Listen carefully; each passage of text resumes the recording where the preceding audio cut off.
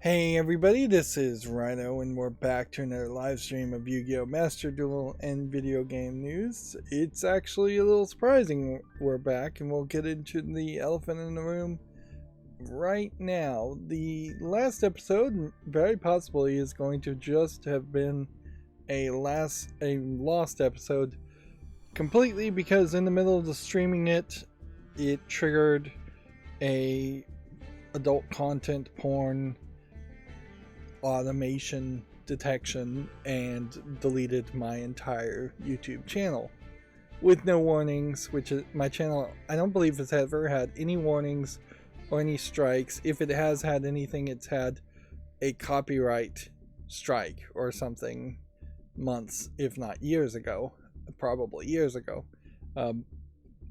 So I appealed the decision and immediately got the automated 30 minutes later on a 3-hour stream. We were right, and we're not going to do anything. And honestly, I thought it was pretty much just that at that point. And honestly, I wasn't feeling too bad about it. Like, there's nothing Google or YouTube can do to stop me from making videos if I want to continue to make videos. Now, there are scenarios, certainly, with my Smart On Air sign product being developed, that starts to go on sale and that takes all my time away. But there certainly are other scenarios that I won't get into. That's the reason for why I might just stop making videos of some sort. But I mean, I could have always gone to Twitch. I could have always gone to Facebook. So I definitely have a couple options. They're not great options. Streaming on Twitch would be very difficult to ever get to the point where I could actually upload pre-recorded videos instead of just streaming on Twitch. So it probably would have been a weird situation in which I was streaming on Twitch originally and then putting videos up on Facebook, which nobody would see it on Facebook almost certainly.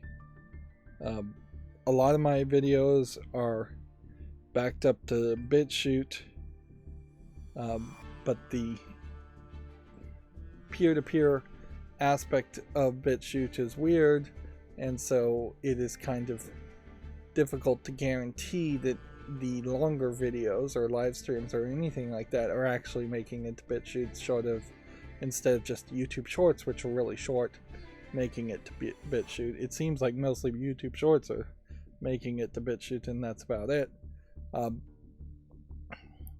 But yeah.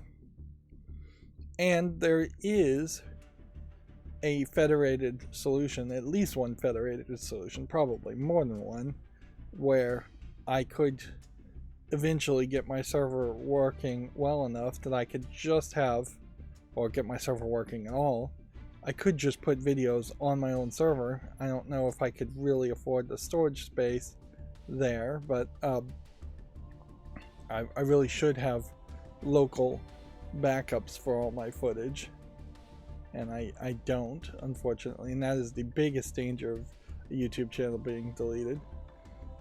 Which honestly, it makes an argument that I should just stop making videos on my YouTube channel and just leave it as is and say it's too risky now that the channel has a warning on it, because yeah, let me finish the story there.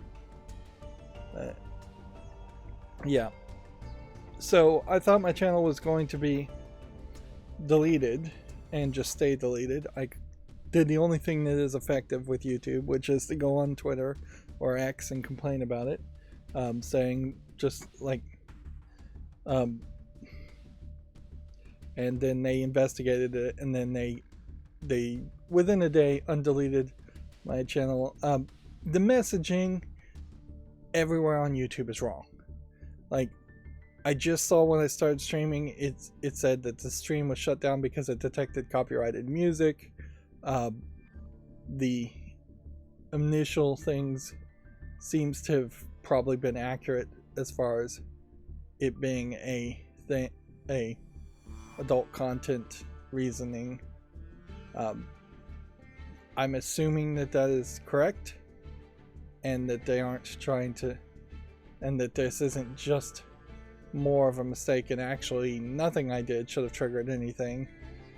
I'm assuming that their stance really is a case where they did not like either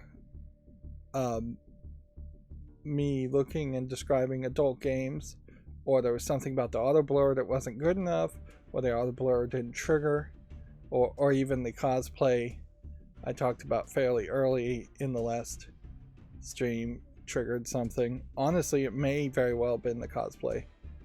So there definitely will be some adjustments and changes, and I probably shouldn't try to upload even a completely butchered edited version of the last episode until the warning drops off, assuming the warning does drop off. I haven't even investigated that as far as how that goes, which there couldn't really have been a better time to do that, but having long 3-hour streams and just having a huge amount of them on my hard drive and not uploading any of them for say 3 to 6 months is probably not doable. So I don't know. I don't know what to really do with even the edited version of that video. The safest thing would be to do nothing, and honestly safety really needs to be considered here, considering how their algorithms are so bad as far as just not triggering the right actions. Like the idea of deleting a 10-year-old channel, which is, let's just say roughly my channel is 10 years old. I'm pretty sure it's maybe a little less than that, or maybe a little bit more than that, but roughly 10 years. Just deleting it, that never had any strikes, never had any warnings, is not really acceptable. And the fact that it's not acceptable to me, it's probably perfectly acceptable to YouTube. Let's go ahead and open this pack. We can see we've got one more day we have to log in, and we've got plenty of time to do that.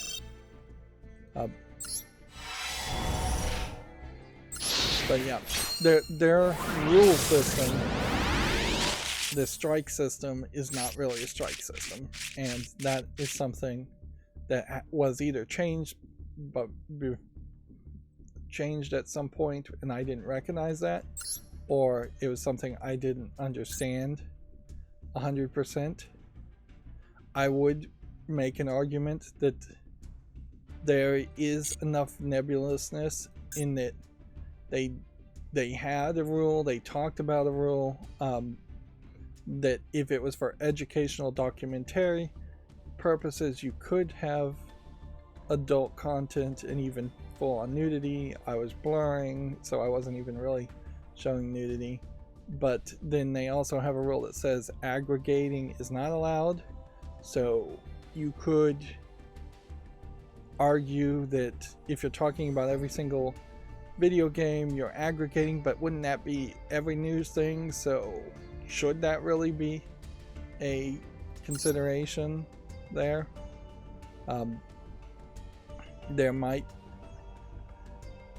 are the terms and the rules are nebulous on purpose, as always, and the punishment for breaking the rules or being perceived as breaking the rules are inconsistent. Like the thing about even pretending like you're going to have a strike system is that you really have to commit to the strike system, which means you have to commit that there is no scenario where somebody can be so egregious that their channel would be taken out on the first strike. And that's a problem certainly that happens in schools in particular, and it has a lot to do with how a teacher might perceive a student, or a principal might perceive a student, in that there probably should be well laid out, well explained punishments for breaking rules, and that you would really need to just stick to that. Which means if somebody got into a huge fight and put a kid in the hospital, or even killed a kid, let's say, then that should be still strike one in the school system, which that doesn't really make a lot of sense. There's a lot of new products here. So we've got really no gyms here. We've got this deck.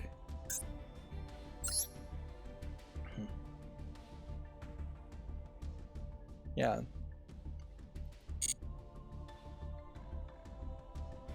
Of course, the difference between, say, a school rule system, which usually school rule books, or let's just get away from schools and use the judicial system. There's millions and millions of laws on the books that I'm sure, and definitions of rules, and you should know better. Whereas YouTube's rules are a sentence, 2 sentences, 3 sentences. They probably should have some much deeper legalese and better examples, and I think they fail at that, but whatever. Alright. I have to be, though, at some point responsible too, and admit that as I saw the rules as they were written when I looked at them a couple days ago, it did seem like it was written more leaning towards the idea that they didn't want my type of content, perhaps in part because they just don't want you talking about adult, in this case video games, even though in the rules they do mention video games, but they're more, I think, leaning towards the idea of you could show the nudity in The Witcher 3, which is a rated M for mature game, versus you can talk about even a blurred version of a game that is just a porn game, effectively, even from the perspective of information, education, and like consumer criticism or purchase advice. So the first big change is, we'll just go through what I think could have triggered it, because they still, again, their systems are terrible, didn't really point me to the part of the video that was flagged, so I don't know particularly what it is, but I would assume it was talking about adult games because it was triggered then. It would make a lot less sense that it was triggered because of what happened like an hour earlier and 2 hours earlier, things like that. But in case, this gives me a great excuse to just not talk about cosplay, which really wasn't ever video game related to. And so certainly if I was making an argument that I was talking about video games and being informative about that, my side tracks into talking about cosplay is very loosely related. Only when somebody's cosplaying a video game character, and even then, there's just no reason to make that to fit division. So yeah, here's a pack that we already have a decent amount of these cards. Take one free pull off this. Secondly, we talked about the GTA trailer. Now, in the GTA trailer, after the fact, I did notice it looks like there is a fat man streaking. So maybe that was it. That's an incredibly rare scenario, and I seriously doubt that was what triggered it, but maybe. So I'll just definitely have to be more careful around that case of, we've got one new super rare, which that's probably a very rare occurrence that we get new super rares or ultra rares. Although it's going to be increasingly a rare occurrence to even get new rares and normals. And then any other news stories that come up like that, I will also have to be just real careful and on my guard a lot more, as far as, could it be that there is a trailer or even a still image that shows up on my my websites. See, I would almost wonder if the video footage would have triggered something and it was just completely mislabeled, but nah, I don't think so, because I'm not playing the audio of GTA, and it's almost always detected by the audio. Of course, this is also the second time my channel has been randomly deleted. The last time they said that I did absolutely nothing wrong, and the reason they gave for it being deleted, the automated reason, was spam, which I'm definitely not doing that. So they restored that one. Took them actually a little longer to restore that one, but it definitely feels like YouTube is gunning for channels to be deleted. My channel uniquely or especially, probably not, but I wouldn't be surprised if I'm on some list of channels that just have a lot of videos, so it would be really nice if they could delete them, or channels that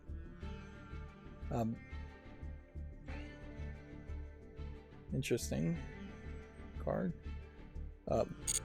channels that they would like to get rid of because it's had previous issues that they've disliked. So now we've unlocked 2 more things. Well, we've re-unlocked 1 and unlocked this. But I really don't have enough gems to purchase any of these, even though this might be a somewhat decent candidate. But yeah, I kind of just think YouTube in general is running dangerous, unmoderated algorithms and automations, and they are not being good stewards of YouTubers. I am happy my channel wasn't completely deleted. There is even some question now in my mind, frankly, though, of what reality is versus what the rules say, as far as, could you make another channel if one channel is deleted? Like, could I make another channel with the same branding, same name, and just make all new content and start over again? Or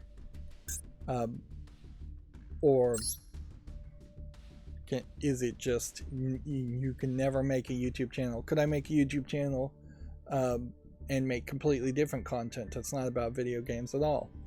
Like, that there's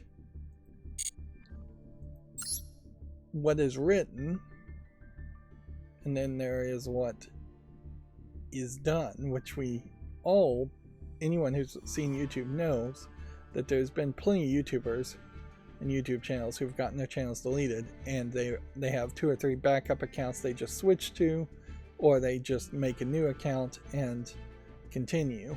So, I mean, it's almost built into what the YouTube experience is. This is weird because this almost feels like a Shadowverse image. The animation style, the weird mixture of a bunny girl and flying machines. It just doesn't. It almost feels like it's a crossover event, but to what? And see, because there's just the reality versus what they say, there's really no reason not to straight up just make a new channel, make a new account if your channel gets deleted. Like, what's the punishment there? They just delete your account again. Well, they've already done that. So, and that's part of the problem of having the ultimate punishment of deleting an account in general, is that for some people, yes, that has to be the ultimate punishment, but for a lot of people, it leaves no room for people potentially making honest mistakes and moving on with their and learning from it. Season points is a new thing apparently. You'll not receive points if you're not associated with a team. So, how do you join a team? So they've made this whole new team thing, apparently, and apparently done nothing with it, so yeah.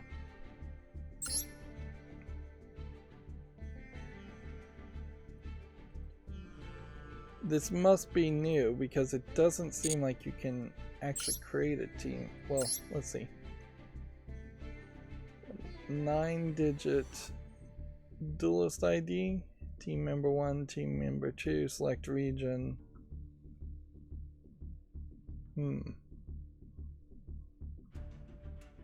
So is it just 2 people teams? Interesting.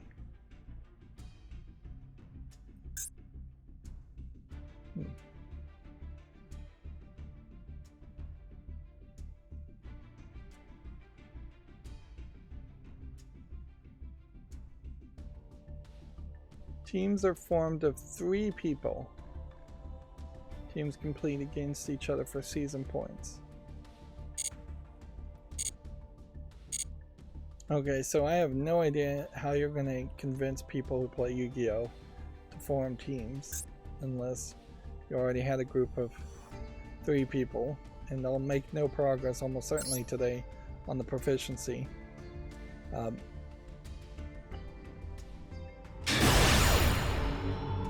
But yeah.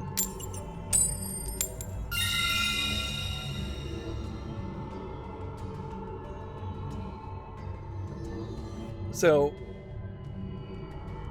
I guess that's the full story there. As for games coming out and looking at all the new games well, I guess it's not the full story because I still have more to say.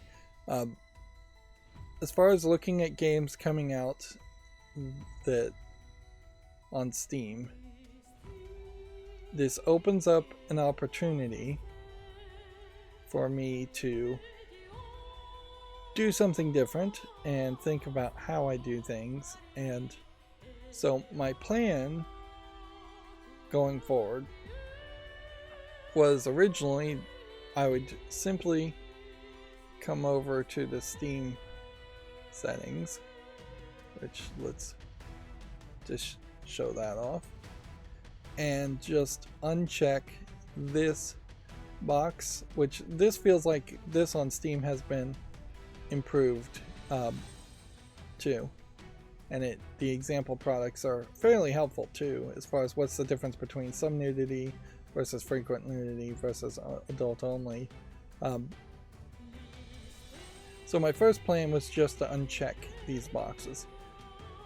I don't think that's going to be my plan in the long run, because that just would create a scenario where I'm just censoring and effectively being censored by YouTube, or being forced to censor myself by YouTube. And it would just create a scenario where at the end of 2024, let's say, there would then be no adult games that I even know about that would have come out. And so that doesn't really work. I could flip those toggles, certainly, and I could have it so I personally still see the adult content and talk about it in more of a text-based form, or see the adult games and put it in a, say, annual follow list cleanup situation where I just go through the entirety of the follow list, which that's something I probably should do just to clean up the follow list in general, but it is also something that I feel like wouldn't really help that much. Whereas my second thought, which is the thought I'm leaning towards now, and I've really just had it, is that I'm just going to take a day off and not cover any new game that comes out on Steam today. Then what I'm going to do is, when I'm done streaming, I'm going to look at all the new games. I'm going to still put the adult games on the follow list, which is going to make follow list cleanups, which I didn't want to do on screen anyways. A lot of what I've been doing in this whole system has been about just making footage since I was working anyways, and just live streaming work. Some of that I think can be backed off for better watch time and just a better situation anyways, better quality content. So the plan is to look at all the games, put the adult games that are good on the follow list, close all the other adult games, close all the bad non-adult games, and have a very much smaller curated, these are the things I would have made a YouTube short on, presentation starting with the next stream. This is of course all assuming that my channel doesn't just get deleted again. Unfortunately here I'm gonna have to just surrender because I'm gonna have to end in the bathroom. Had a bit of a false start here.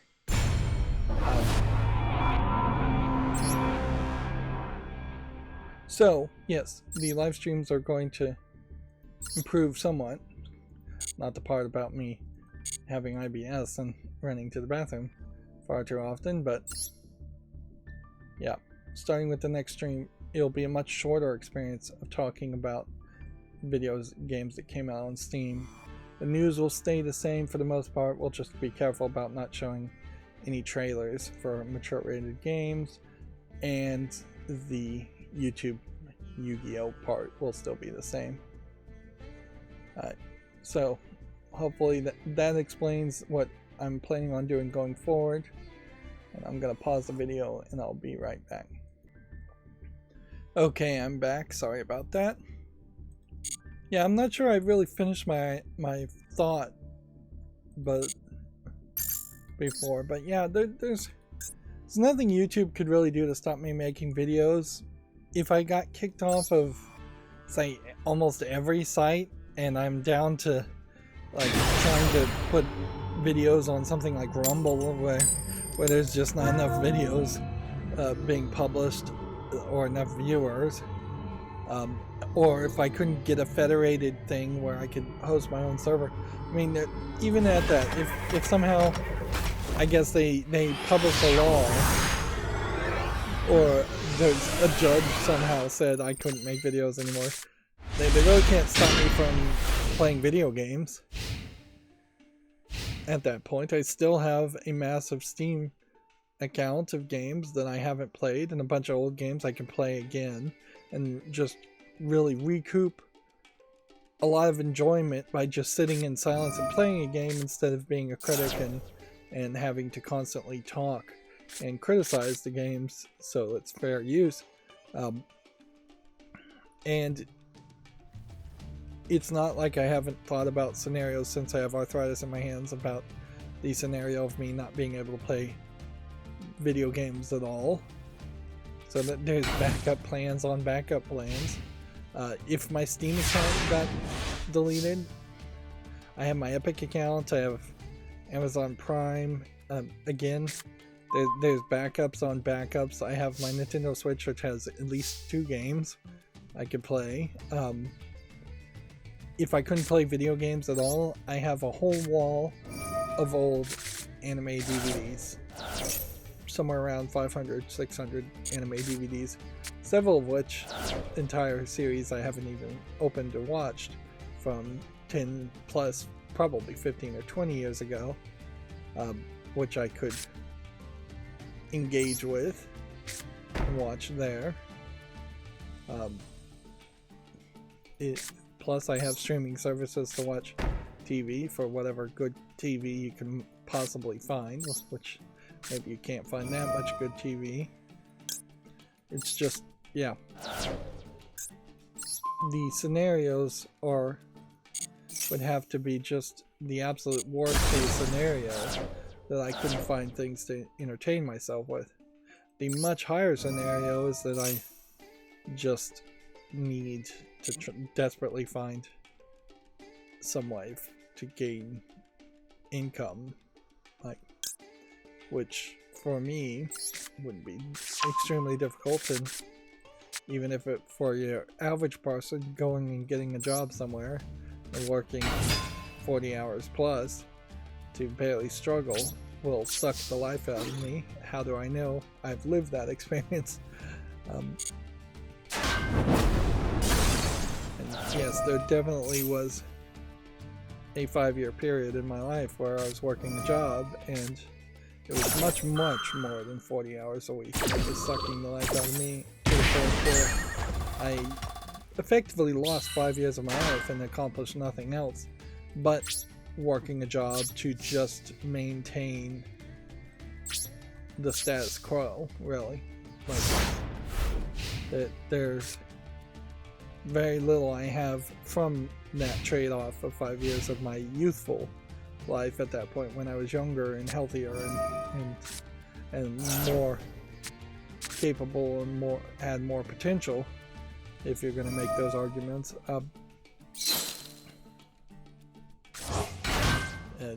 Other than maybe a tiny bit of retirement savings that I really couldn't live off of if I make it to retirement, and a pension that is probably going to be nothing, although maybe I'll get lucky there and they'll negotiate higher payouts on the pension. And it was the only reason I even have a pension is because it was a union job. A union job that mostly failed, and the union mostly failed because fairly quickly the management at the job succeeded in shutting down the entire office that I was working in and laying off all of the employees that work there.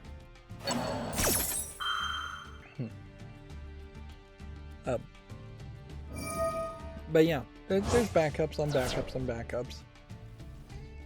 So that almost certainly led to a fairly blasé feeling I had around the whole channel being deleted. Like, I probably was suffering some underlying anxiety, and I really did think it was just gone for good. I thought they were just going to say, nope, we're good, we're gonna delete it forever. And weirdly, I was alright with that, which probably also talks a lot to the level of burnout I have with this channel. Right now, I've managed to stretch out making the smart on-air sign as an extended vacation from playing video games.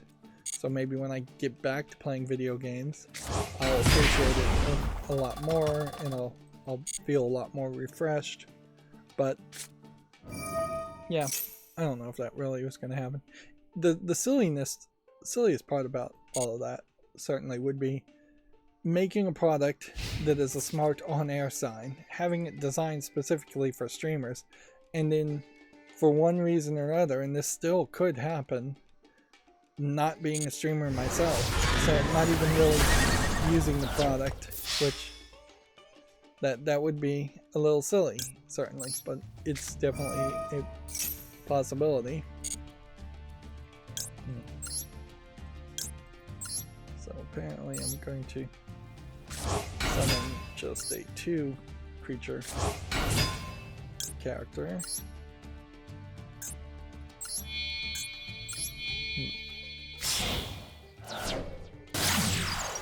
So I guess in a weird way that may have been the catch-up thing. Really, I should start calling it the catch-up section too. Let's get away from the accountability section as a phrase, if we're changing things anyways. Because, let's just be honest, I'm not really holding myself very accountable. The beauty of being in charge of your own life as far as a boss is that you can also really just do whatever you want to do, and you're not really going to be held accountable by anybody, which is a double-edged sword, certainly. But yeah, also for the catch-up section, I worked on my Smart Arm Air Sign, which mostly, for the most part, was 100% just working on the help and the instructions, just squeezing and rewriting the text over and over again to get it to fit on a very small screen, which is what I'm mostly working on. It's just how can we take a small screen that really wants only about 4 or 5 words per line and break sentences so they still look good to either multiple lines or bulleted lists or other HTML tricks you might be able to pull off.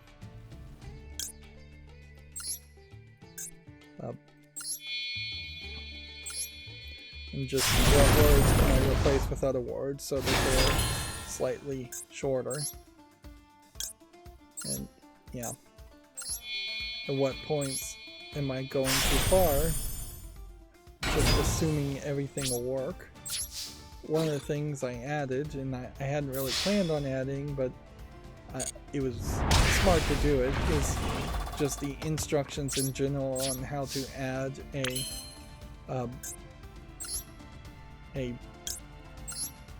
shortcut to the startup menu in Windows or Mac OS or Linux, the different ways to make sure OBS starts when you log in. That way the macros would always be running and ready to go for the advanced usage that you would install OBS but not actually use OBS to record or stream, but instead use the advanced scene switcher plugin to detect if something like Skype or Cisco WebEx or Google Meetings, things like that, are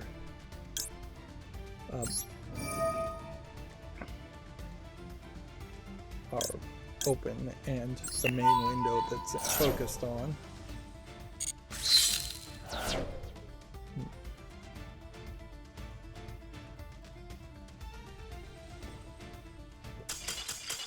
Apparently he didn't know that's what Zeus could do, or he was hoping I didn't know that's what Zeus could do. Just a nice easy surrender there. So yeah, that's mostly what I was working on, trying to move the instruction code into its own separate header code, or the macro examples code into its own separate header file, so that there would be potentially a header file where I could say, here's where I go to edit the macro down in a defined preprocessor directive, which that won't cause any, or shouldn't cause any, lagging in the, or any change in performance. It'll just make the code you have to read when you're writing code versus it be in a different place from the code you have to read when you're doing the macro examples or looking at them. And I should do the same for the help files, but I haven't actually started to do that. The thing I realized though is I have probably about 7 days to get some working prototypes going, and I haven't even touched upon the aspect of the encryption and secure boot options of uploading the code. So the hope is that works absolutely the first time with no problems whatsoever and gives me no troubles, and that I can make new versions of the firmware and flash new versions of the firmware using the Wi-Fi manager update page. That all just works perfectly. The hope of the instructions has also been helpful. Like, ideally I would want a fully printed out instructions. It sucks, but there's just no way to do this, and I would like to find a way to have it automatically make print instructions that also were derived from the HTML instructions. And yeah,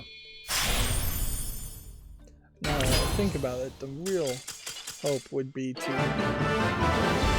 have eventually build a flasher that would flash the chip, print out the unique Wi-Fi and password for every single device, and then on the same printer then print out instructions, which would print out the instructions on probably very small shipping labels, printer or thermal printing paper, which, yeah, I don't want CVS style super long ticket receipts, but that would logically make some sense. Like, it definitely feels like what I need is a thermal printer to print out one thing, and then I need a bigger printer that is probably a label printer, and honestly for the instructions, like glossy printed, professionally made things probably make a lot of sense. That I suspect is a reason that things are glossy, in that they are a little bit more waterproof, and there's just always that assumption that in shipping things will be will get wet.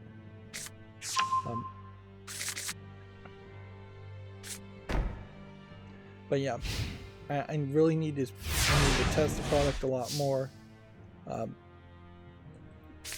I need to have final products that actually turn the lights on and off, instead of working on a chip, my secondary chip that isn't wired to an actual sign. For the past few times, it has not sent a signal text-wise that it has received these signals, even though I'm pretty sure it is receiving the signal. So that it feels like there's something that is lost in the communication, in the connection. And I did make a small change that was causing problems that I had to work on before I started streaming today. The act of starting the Wi-Fi, if the Wi-Fi has already been started, disconnects it from OBS and doesn't maintain that WebSocket connection, which makes sense.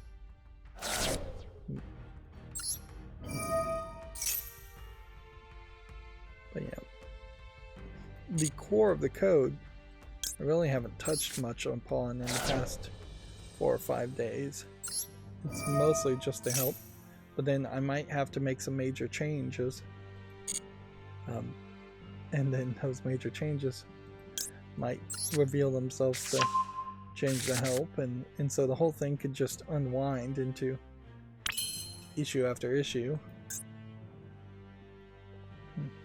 I'm also working on the HTML to try and see if there's a way to make it preload the secondary setup page, or just load pages faster. And I did find a way in code, I think, to make the pages load faster, by just calling a function more often. But ideally, it is a fairly large page that the setup page has, exclusively because of the 600 keywords, I think it was, as far as a pull down option menu. Nobody really was expecting you'd ever to make an HTML page that would have 600 options on it, and for that page to be expected to load fairly quickly.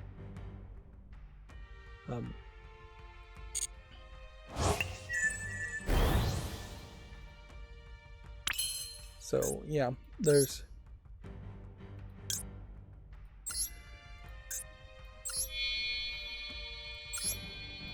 this stuff. There is some HTML code that has seemingly evolved a few different ways. There's a prefetch link to download things that you will use on this page. There is a preload link in HTML to load pages that you're likely to interact with next, and then that in part or in whole has been superseded and replaced with a larger API to tell browsers that you're more than likely going to go to this next page and start loading it, which is the weird scenario here. Honestly,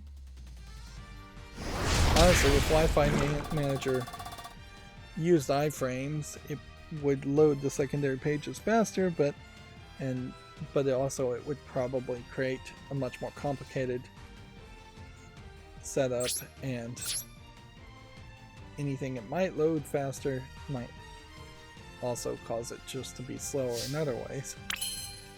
So I don't think iframes are the real solution there.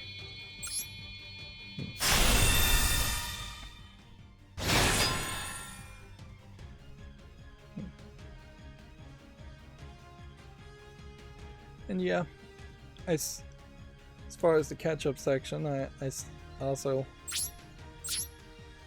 watching Ghost Whisperer, still awful show.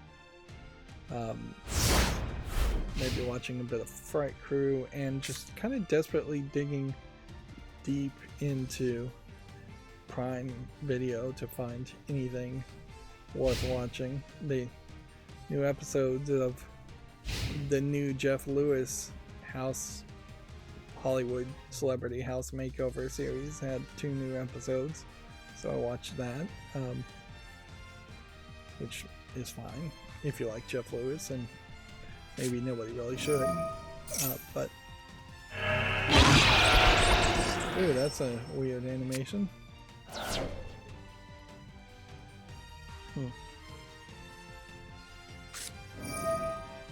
What did that do?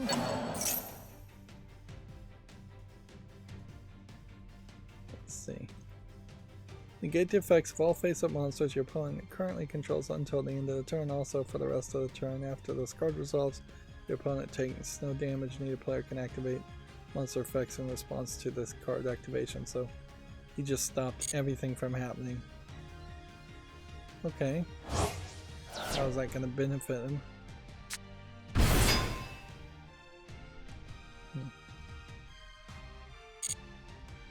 It's going to bring that out. And I take no damage.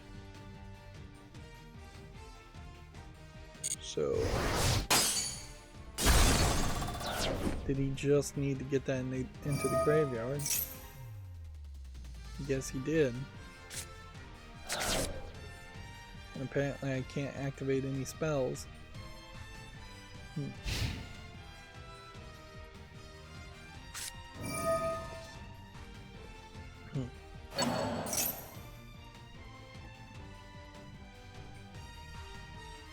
So he's doing things based on things being in the graveyard. And it's past his attack phase, so there's like nothing he could do. It would seem.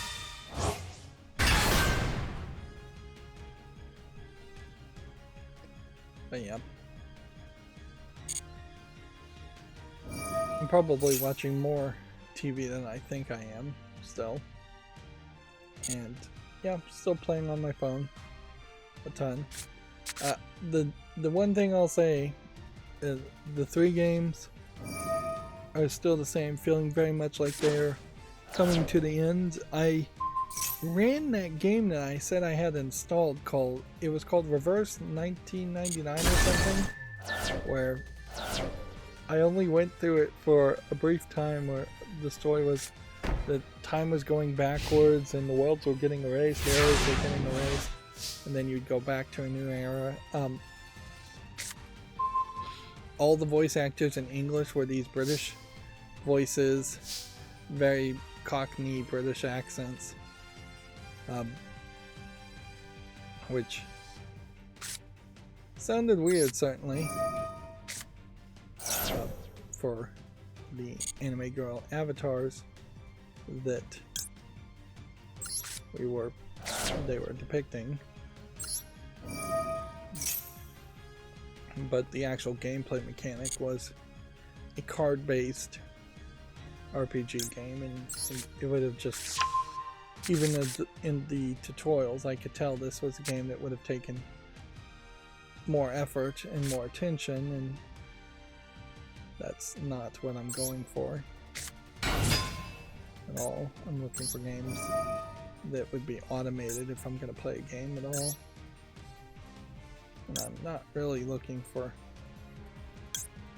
games at all. I had just installed that because I saw an ad for it and because I was bored at the time. And even Memento Mori having two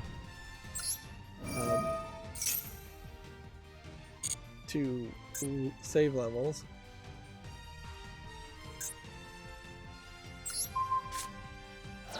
Let's see, do we have something here we want to summon? I don't think so. Like, I'm getting to a point with Memento Mori that the new save file is making enough progress forward that there isn't really a justification to stick with the old save file. Now, the old save file does have a few more characters still, and maybe a few other unlocks, but I could see potentially catching up and then having really no reason to play the old world save file. World 14 versus World 15.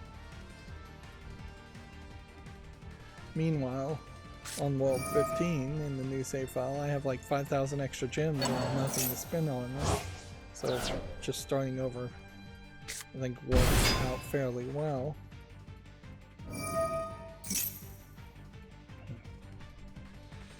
If anything, I'd say I might just stick with both save files, waste too much time, but not really that much time, because honestly, I'm only spending maybe 30 to 40 minutes with 2 save files playing Memento Mori every day.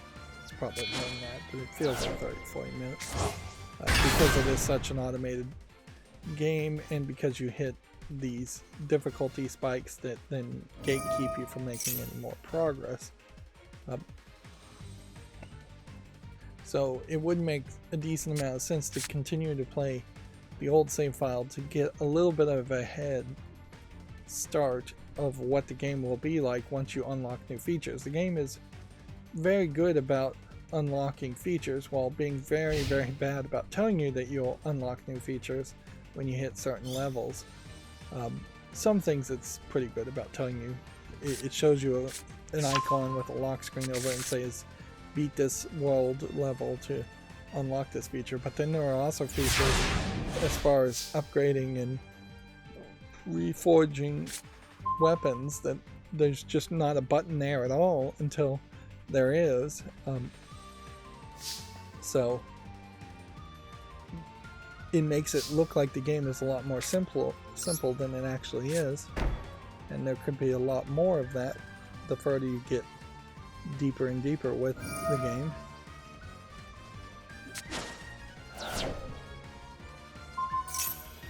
I wish there was more TV I could actually suggest watching, but Fright Crew is about the only thing that possibly I could say yes to as far as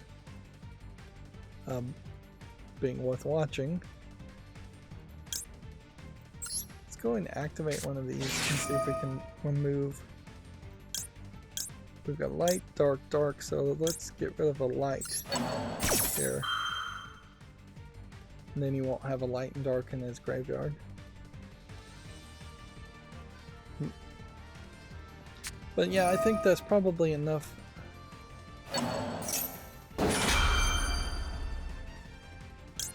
Let's see.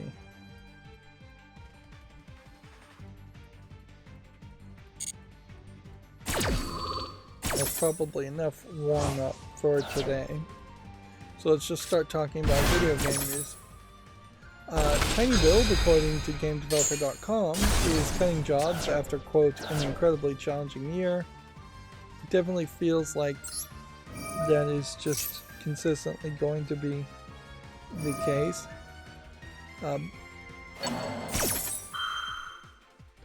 I imagine the amount of layoffs in the game industry is just a public version of what is happening and has been happening for years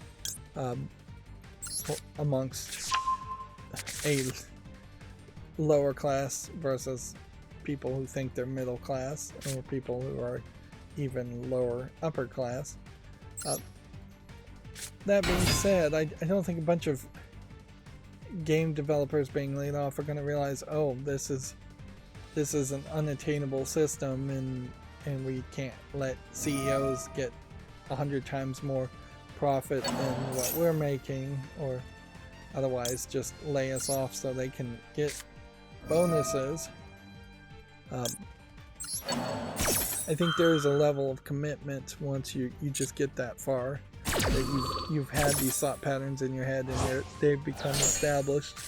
Not arguably, I wouldn't be surprised if it's a case where adults get ideas just fully solidified in their brains by the time they're 16 or 17. It could be as early as that, and it's just incredibly difficult, if not impossible, to change your perspective and how you interpret things. And I'm probably not particularly immune to that.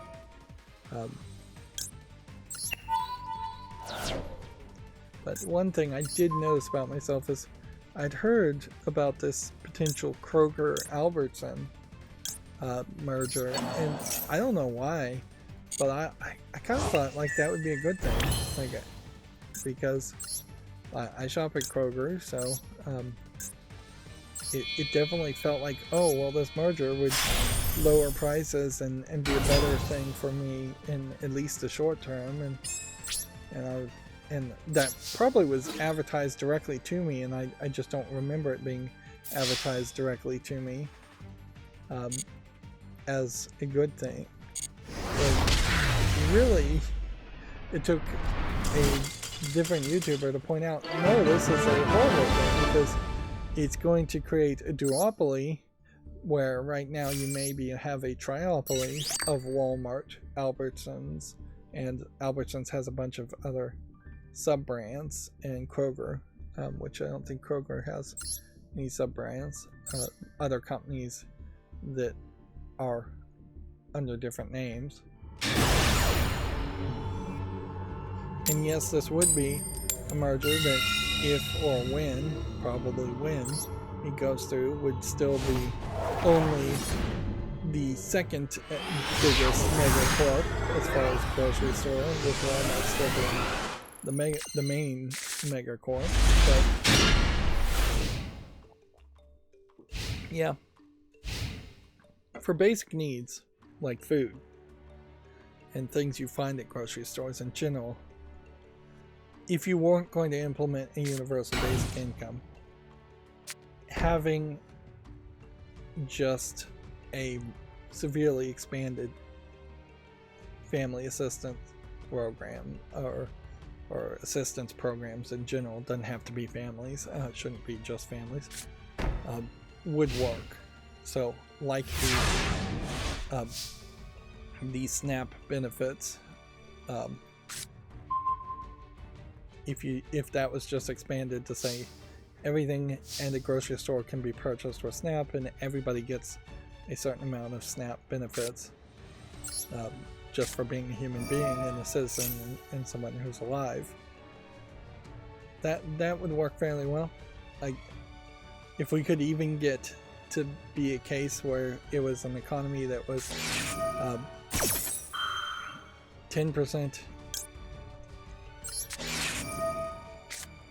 more, or 10% less capitalistic, I guess is the phrase to use there, and say everything else is still capitalism, but when it comes to stores these stores are going to be exclusive food and basic need products, and you probably would see a high level of things removed from the shelves if that was the way it went.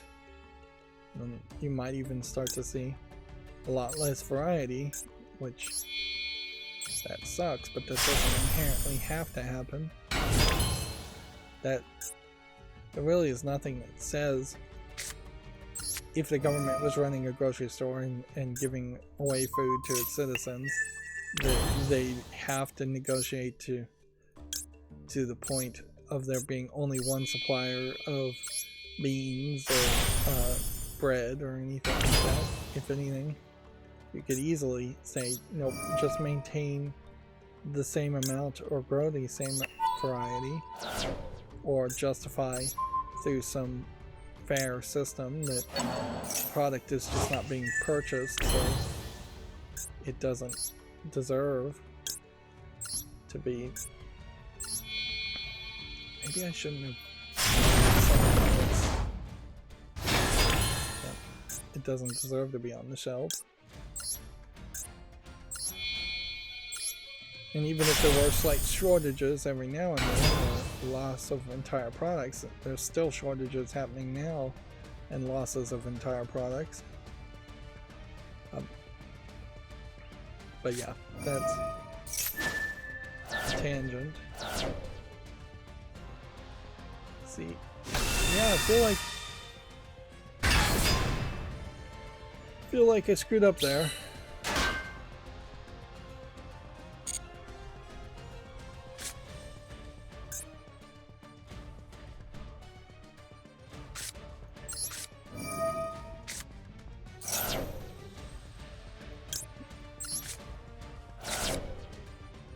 Guess we'll just see.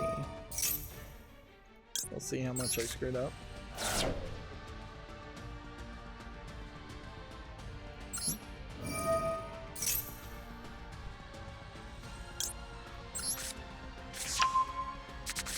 It definitely feels, to get back to video games though, and layoffs related to video games, like there's been more than enough layoffs now that it feels like it would be very hard for all those developers to end up getting other jobs at other companies.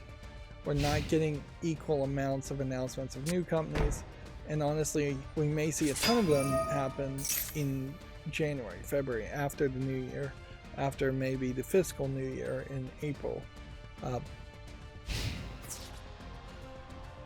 But yeah, it just doesn't seem like that's the case. I imagine a lot of programmers maybe are getting other jobs in other industries, but I also wouldn't be surprised if a lot of programmers are straight up just getting other jobs in completely different fields.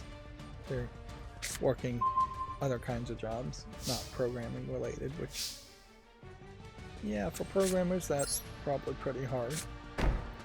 As somebody who was traditionally educated as a programmer, working a lot of jobs that weren't programming jobs really sucked because it wasn't the thing I wanted to do, and it wasn't the anything that was really in my skill set.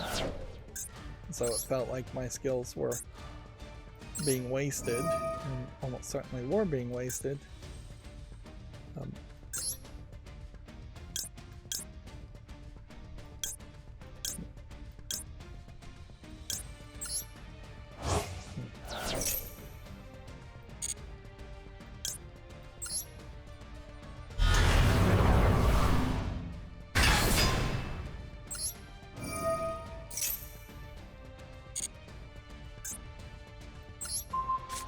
Get rid of that.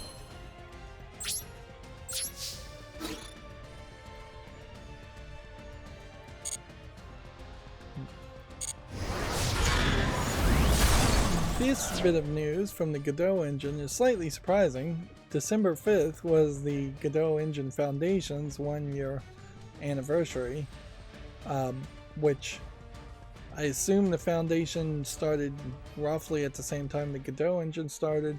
I mean, it is possible, I guess, the Godot engine itself could have been 2 or 3 years older, but yeah. It highlights certainly a issue that it's the Godot engine being only potentially 1 year old. It's a very new piece of software. In a world where programming engines, and in this case a IDE, what does I stand for? Development environment, something development environment, interactive development environment possibly, or yeah. In the world of programming languages and IDEs, you don't tend to have major success until your code is fairly well baked in and finished.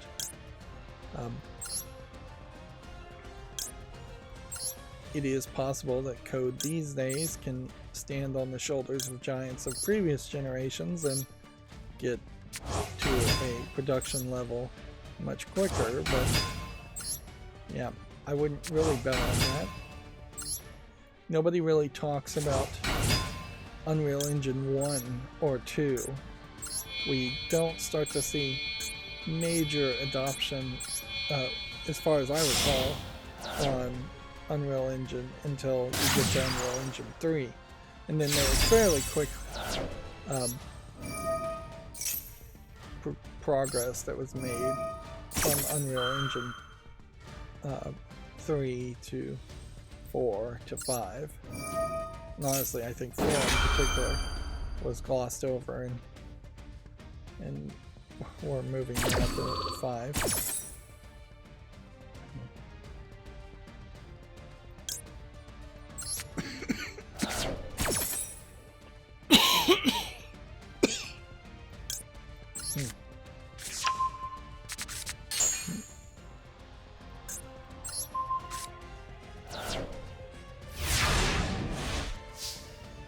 That is really to say nothing, though, other than it was surprising to find out the Godot engine was this old.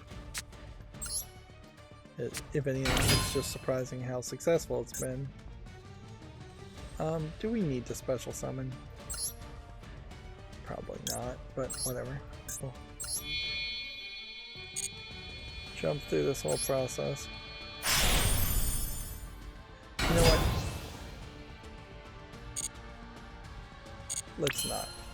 Let's not do anything that could potentially screw up a victory. Let's just attack him.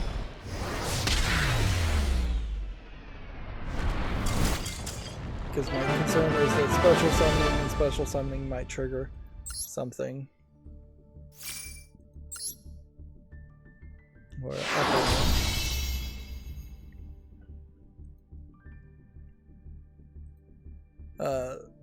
Starbreeze, we had kind of talked about this, but I'm not sure we got the part that they were going to self-publish this Dungeons and Dragons co-op game. Otherwise, we had pretty much already talked about Starbreeze Studios developing a Dungeons and Dragons co-op game, and we shall see what that is, I'm sure, a few years from now. And then this is fairly big news. I don't pay a lot of attention to Twitch, but from what I saw on Reddit, which Reddit changed its icon and people are not super upset about that as far as I can tell. They slightly changed the way their Reddit looked. But yeah, from what I saw on Reddit, Twitch in Korea is a fairly big experience. So this is potentially fairly big news that Twitch is going to leave Korea completely in February due to a prohibitively expensive operating cost. This is another one of these stories which I mostly not talked about because they haven't directly affected gaming, where there are countries that are attempting to add extra taxes and just demand money from mostly United States companies. Let's just face it, almost all of the big successful websites are US based. There are exceptions certainly, but they often are regional. Line, Baidu, Alibaba, AliExpress, things like that. A lot of those, however, are, like I said, regional and not used much in the US.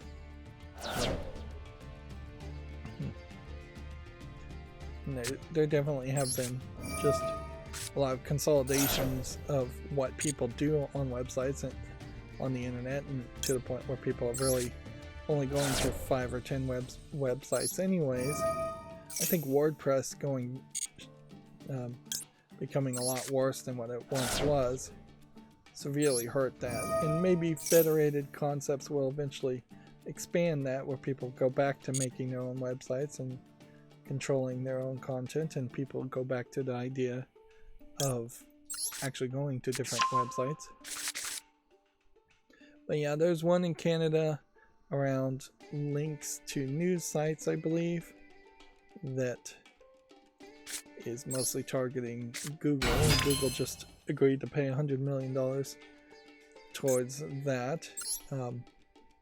This has also been done similar things have been done in the United States as far as if music gets played anywhere, there is this law, I'm not sure it's really a law or just this argument, that you have to pay into this RIAA organization that then theoretically is putting money and giving the money to the musicians, but really is fairly unlikely to be doing that. If I was to guess, they're taking a large cut for themselves, or they're not equally distributing it. Even Weird Al said, like, Spotify's streams made him he got like 80 million streams, and it's just about enough to get a sandwich after a year. And if Weird Al's not making any money on Spotify, then nobody else is either, I'm sure. And we can attack here, so there's kind of no reason not to just do this full out. Yeah, if anything, I probably should have done even more. So we're going to summon this. 1, 2, 3.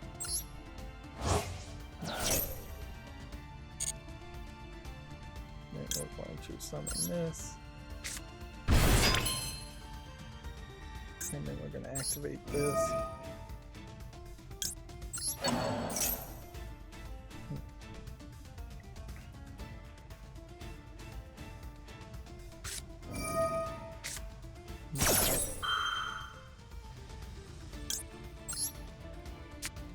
just go ahead and activate this too.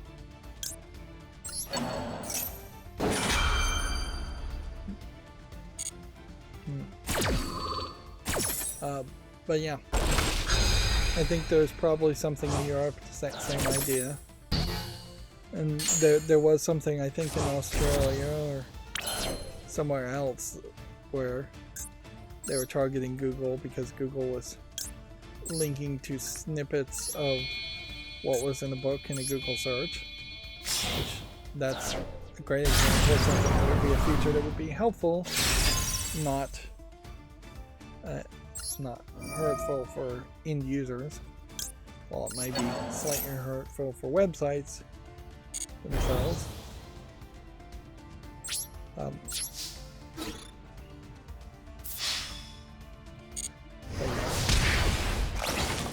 It's just good old-fashioned protectionism amongst different countries, trying to protect their own industries or protect people that are at least lobbying the politicians in those different countries.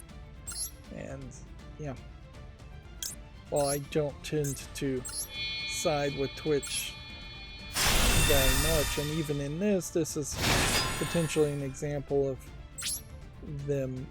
of Twitch making a bad business decision.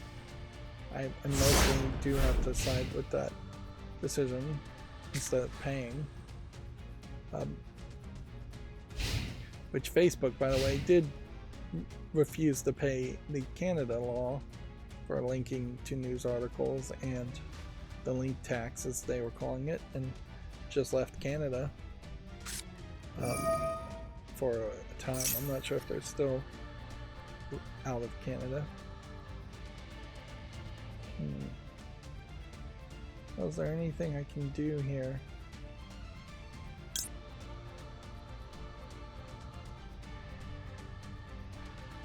We might as well activate the effect and see.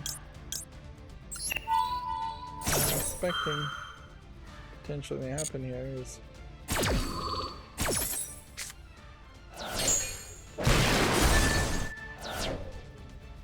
just about that.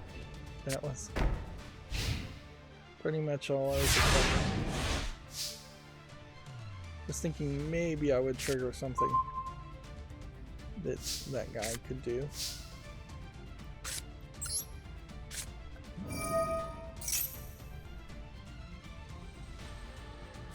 This might be a case, or as far as Twitch leaving Korea, this might be a case where Twitch becomes slightly better because there's less thoughts or e-girls.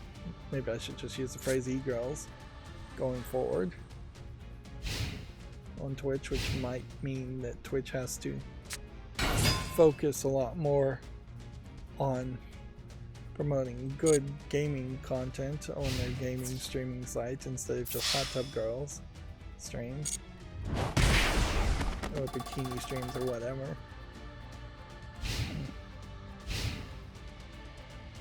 But honestly, it probably won't change much as far as the Twitch experience for your average United States viewer, because I bet the people in Korea streaming on Twitch were speaking Korean only, and thus not getting that many viewers from outside of Korea.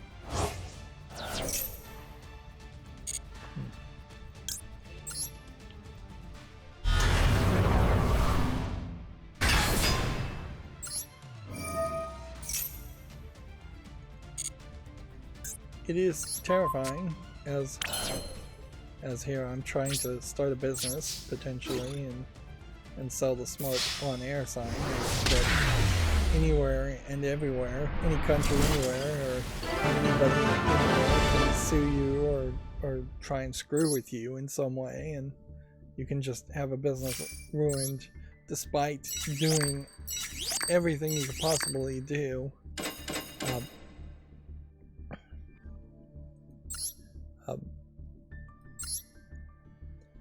Yep.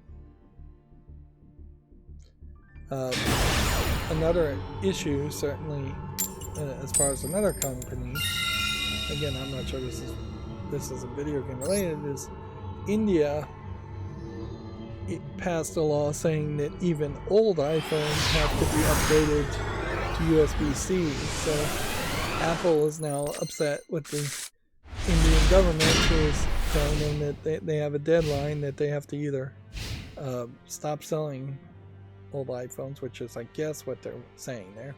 It would be insane to say everybody who has an old iPhone, even like an iPhone 1, has to send it in to replace it with USB-C.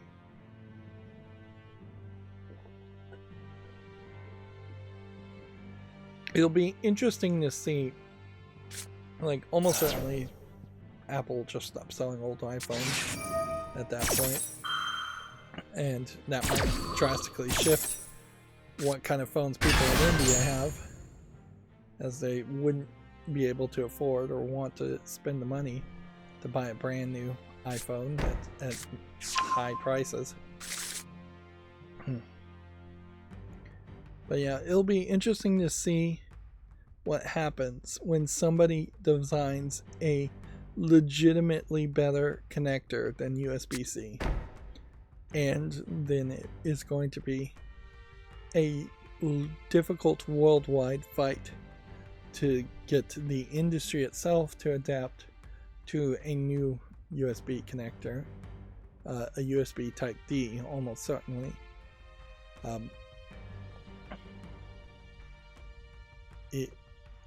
The industry won't want to adapt to it. The government won't want to adapt to it.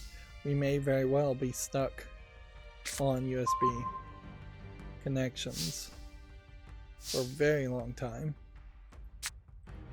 Which, at a certain level, I mean, the outlet plugs in your country are just going to be the outlet plugs of your country, probably going forward forever. And connectors at a certain level, just if they work, they work. No reason to really change them.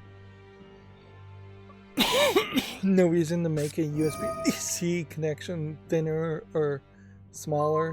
Most devices, you can't really make a device much thinner or smaller. And we have the wireless charging technology good enough now that there's really no reason to not have everything be wireless. And since the USB-C requirements are all around the idea of not creating e-waste and having a bunch of chargers and cords laying around, wireless is not really an issue there. Although we might see government start to mandate specific standards and specific Wi-Fi connections a lot more, as far as all devices need to have Wi-Fi, all devices need to have cell phone connections.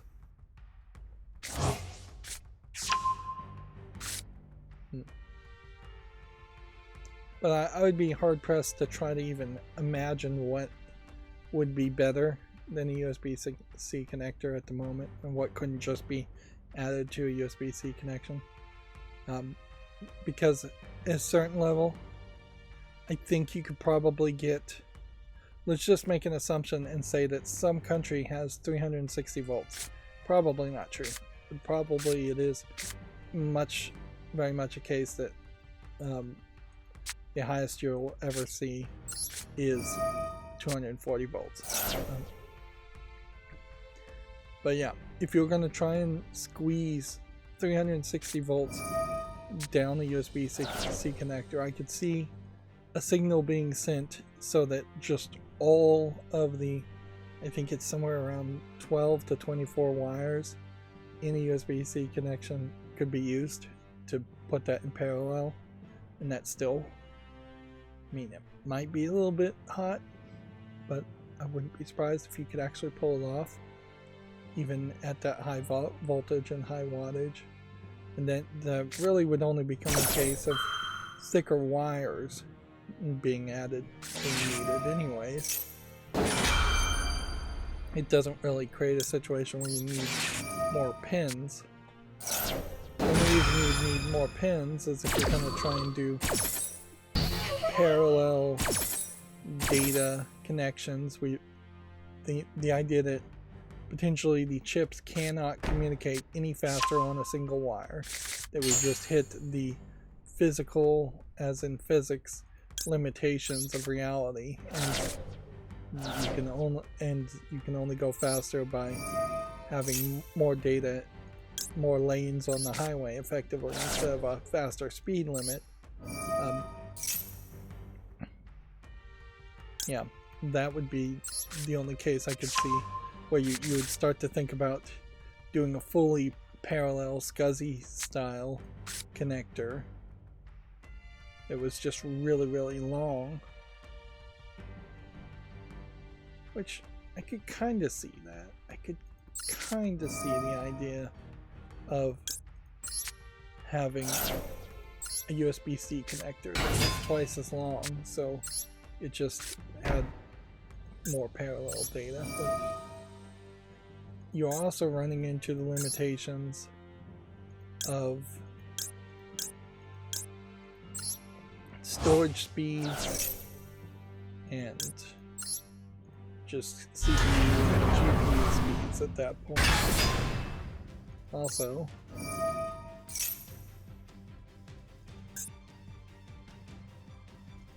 I'm going to play it safe and get rid of that card. Go into battle mode. Destroy this card. And attack. And that's the safety play. But it doesn't do that much damage this turn, but it does eliminate his cards. Moving on, Video Games Chronicle says Mortal Kombat 1 is getting a story DLC following a quote big surprise, according to Ed Boon, the game director. Having seen this article and this headline, it makes me wonder if there is really not any story in Mortal Kombat 1 at all at this point. I think there's probably a story in Mortal Kombat 1, but I wouldn't be surprised if it is fairly minimal. I'm pretty sure there's a story in Mortal Kombat 1 because they were kind of bending over backwards to explain how the story and the timelines rebooted in Mortal Kombat 1 after the events of the previous Mortal Kombat game.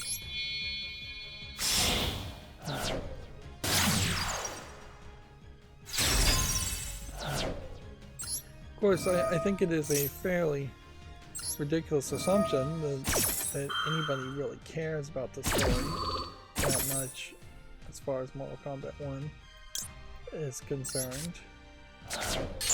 But I guess they can't also do much else. It is very much a case where they've already put out a bunch of characters, and either you like the characters or you don't, and they're not likely to do anything. The only thing I imagine they could do is they could bring in the Injustice characters in a storyline merge, and then just admit that they don't have the time and Injustice games probably won't sell.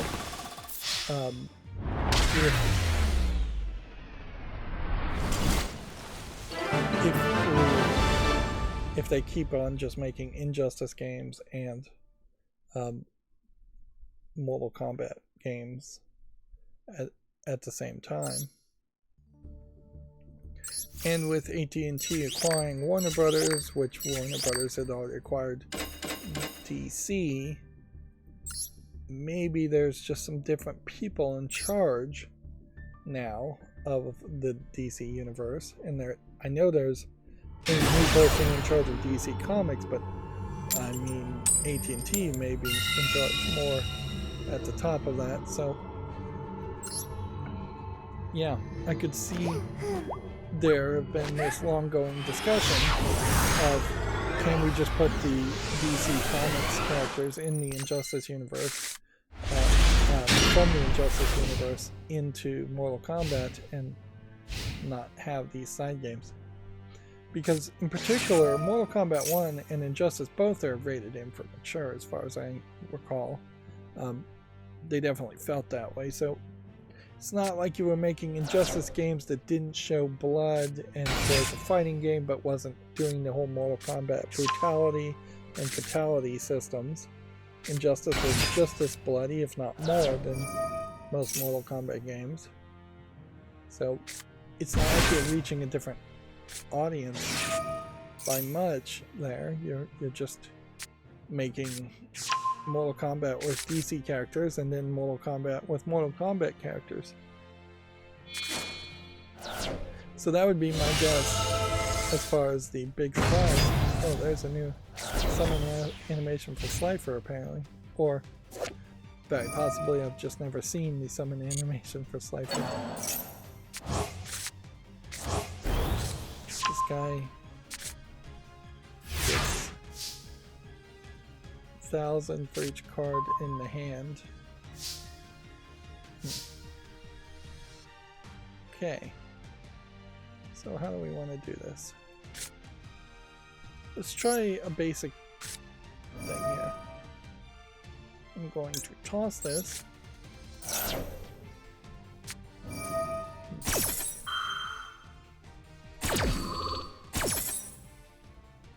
This one's setting a card now.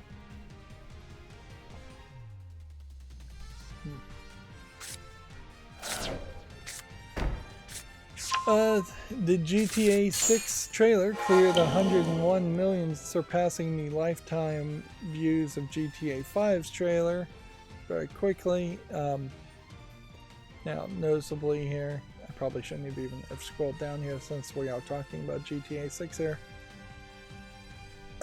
That's only just the best views for a video game trailer or a video game video. Captain Sparkle, speaking of YouTube, also kind of clickbaited and said he's going to retire from playing Minecraft content on his main channel, which is just to say he's going to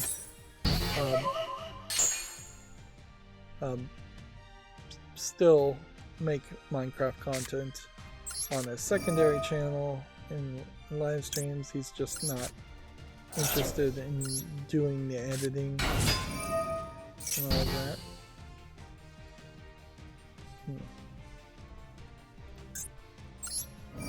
So this guy has been stopped.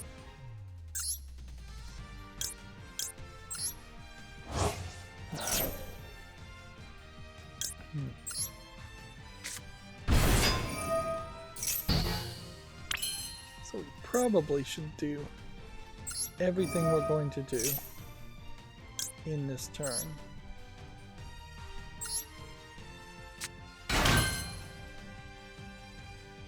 I don't think there's a good argument around not doing everything this turn.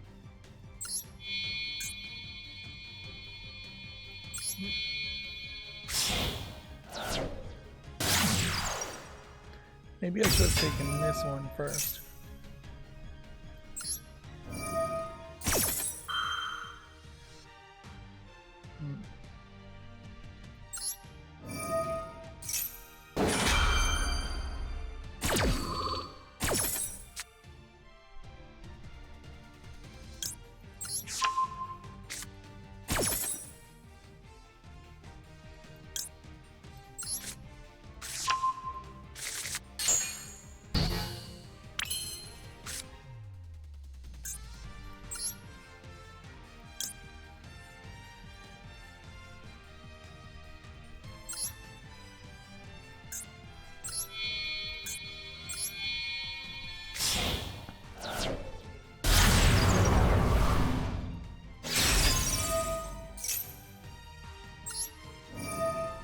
So I probably need to stop playing at this point, but I'm not 100% sure where the line is going to be if I'm just not going to talk about games, because the games definitely have been in the past the thing.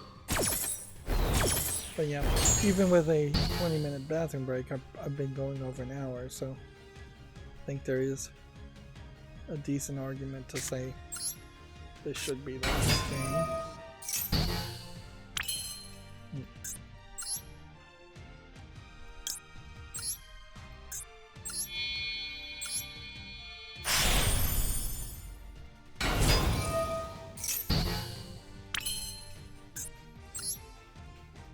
don't know what this guy did to lose another 300 attack points. He should be at 1,000. Or what I did to make him lose that.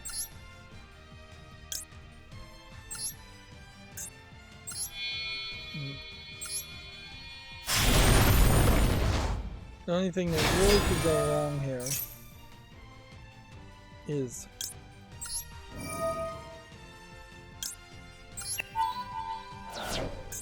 if this trap card does something big.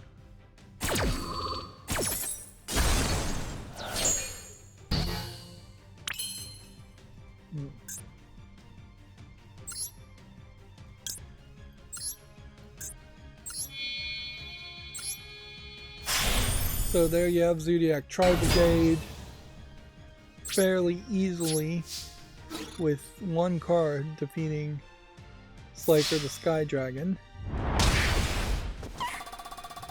which, yeah, I almost wonder if this is a bot when you have S-Life as the name and Slifer icons, Slifer here, Slifer this, Slifer that, but also if you love Slifer, or that would make a lot of sense that you would try and decorate everything. Honestly, I think I could have probably reduced some risk by activating this guy's ability, which could have... yeah, this could have just destroyed this card. We'll see what happens next turn.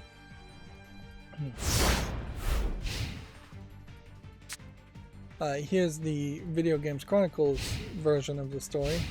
Twitch's CEO blaming the network fees as being 10 times higher than in other regions. So there have been some, I guess, some acceptable level of network fees that Twitch has been willing to bear. And I wouldn't be surprised if Amazon is mostly staying out of it and just saying, you figure it out, Twitch, but we're not giving you more money.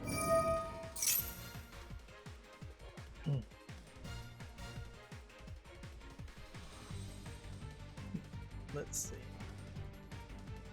Guess we could get timed out here if we're not careful.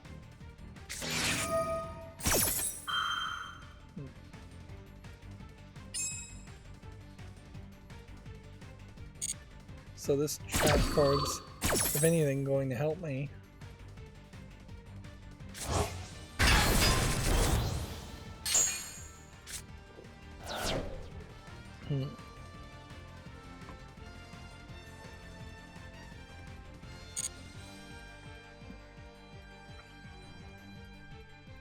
So I may have to activate this because I can't activate this ability, but it doesn't matter one way or the other. The only thing I could see happen going wrong here is if he did something like this.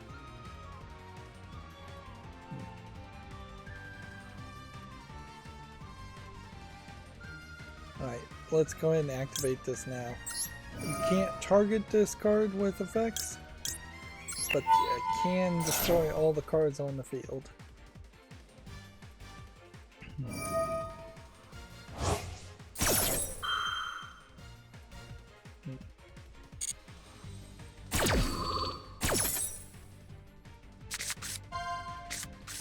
He's gonna try and use the Monster Reborn.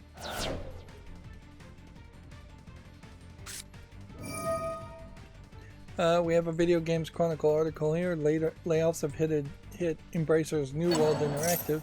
Saber Interactive confirms restructuring changes at the Insurgency Sandstorm developer. Right, so he's going to Reborn, probably Raw. That was the guess. No, he went with Slifer. Let's just double check.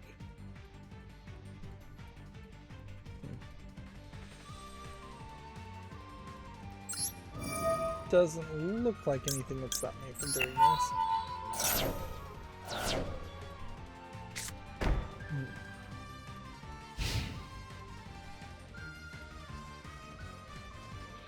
Yeah, it's kind of an epic game that we're seeing here, and it's still Kind of nothing.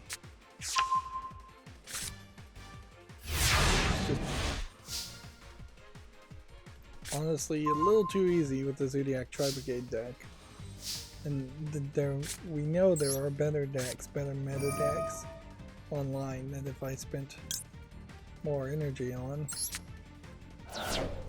or I spent more money to purchase the cards, would probably could have destroyed that if I activated this.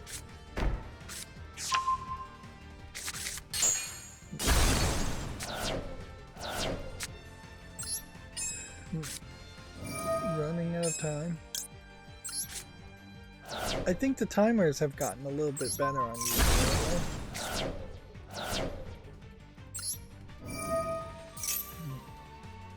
Definitely felt like it used to be a case where a lot more. Let's go ahead and win.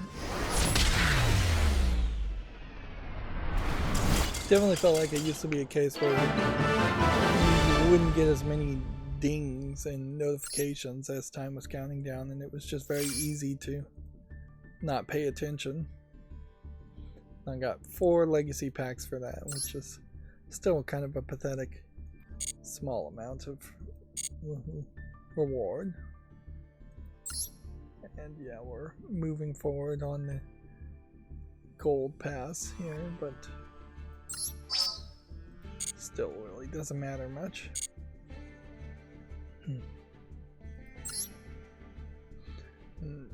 The 3 daily quests I had, we got done. We got that done.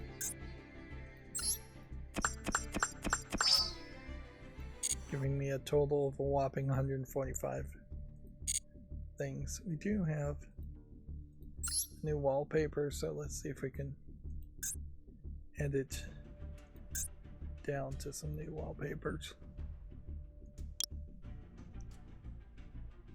Set that one.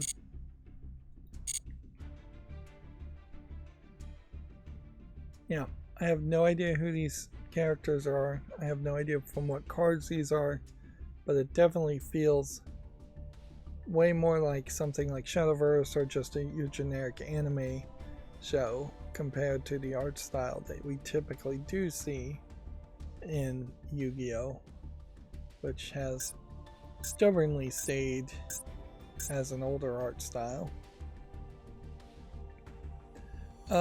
Apparently Transformers Reactivate is a game, and apparently people have been patiently waiting for updates, but none will be revealed this year. I've never even heard of this game, and it feels like this is a case where they're coming out making a notification when there's only a few more weeks in the year for maybe purely silly reasons, maybe contractual reasons with the publisher. They are saying that they're shifting to the Unreal Engine 5, which, yeah, that definitely could cause a delay. But yeah, that is a weirder one, certainly. Oh, what was this? The Arthur Morgan actor is certain that a Red Dead Redemption 3 will happen, but he may not be in it.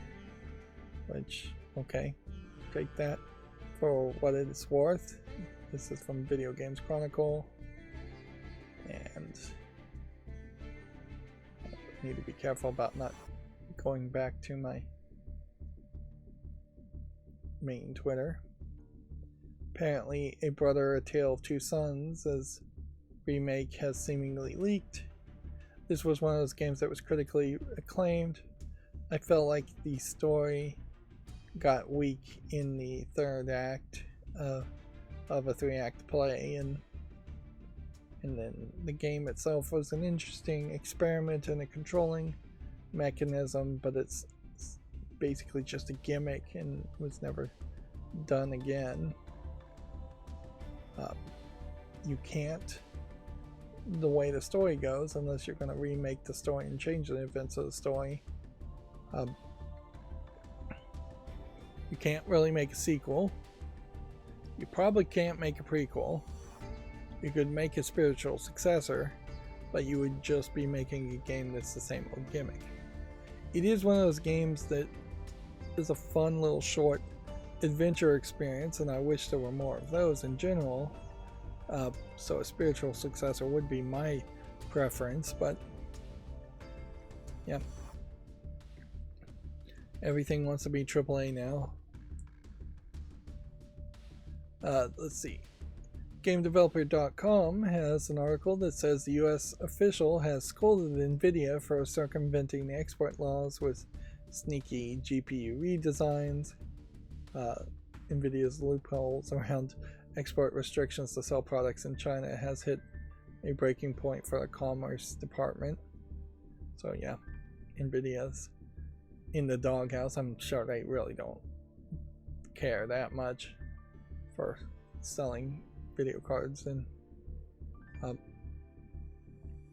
China. The big argument that I've seen this sold as is they don't want NVIDIA to sell its chips.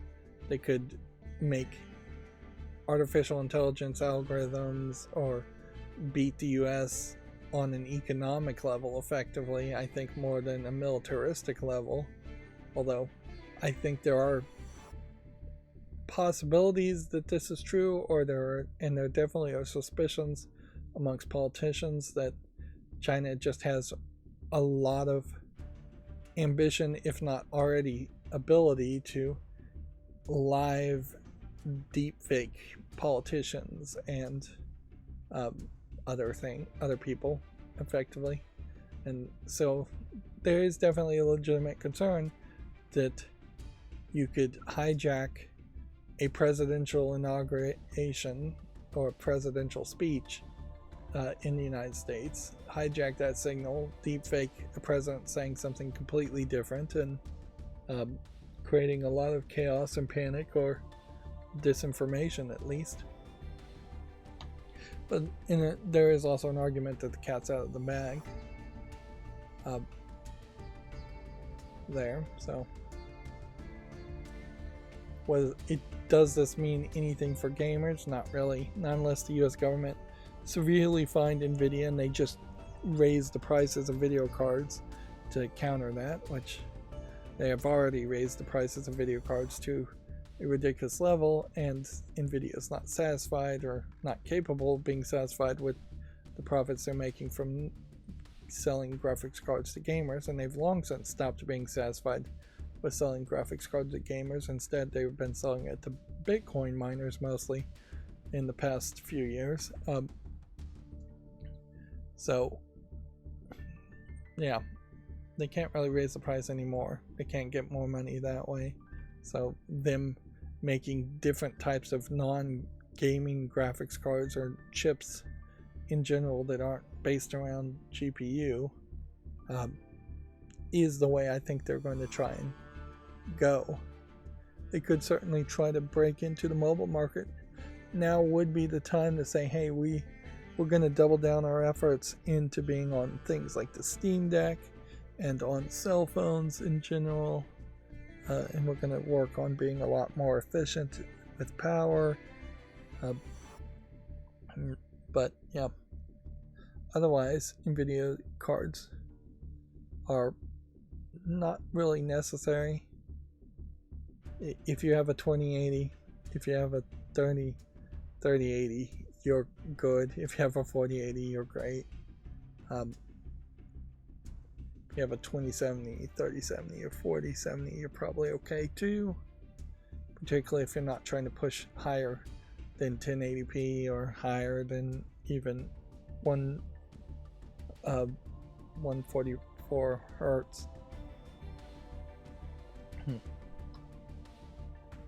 Okay, so I did change my plugin as far as what tab it goes to when I middle click, and in this instance it's not really working out very well.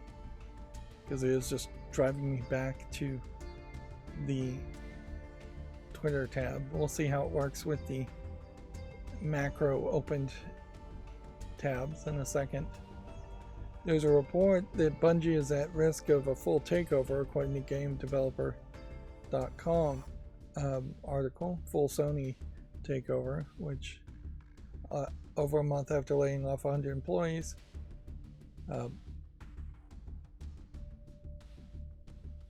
Yeah, but yeah. Although at a certain level, they're saying this is, it seems to hinge wholly on the Destiny's The Final Shape expansion. So let's say the Final Shape is a flop, then Sony takes over Bungie as a failure of a company, and then has a bunch of employees who are not really doing a great job of making a good game. Does that really help Sony that much? Maybe, maybe not. Maybe Sony taking over could change things and Bungie could become an even better company. Or Sony would just take over things and lay everybody off and then hand it to a different team. Effectively, if you're failing and getting acquired, it is a very different story than if you're succeeding in being acquired. One changes potentially a lot with new funding and new management, whereas the other really just is going to be same boss, new boss, same as the old boss mentality.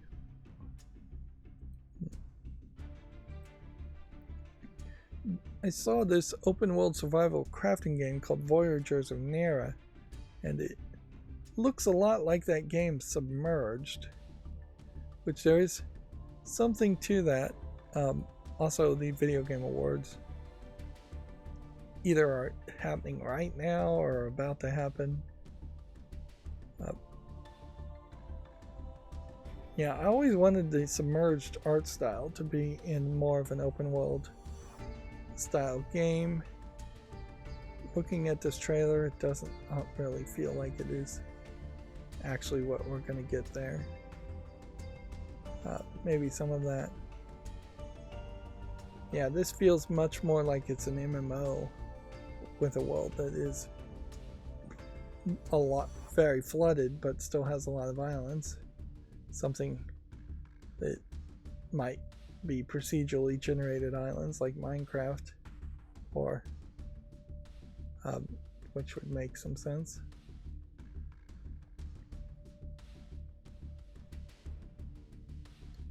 But yeah, I'd say this game, now looking at the trailer, is fairly far from Submerged. Yep.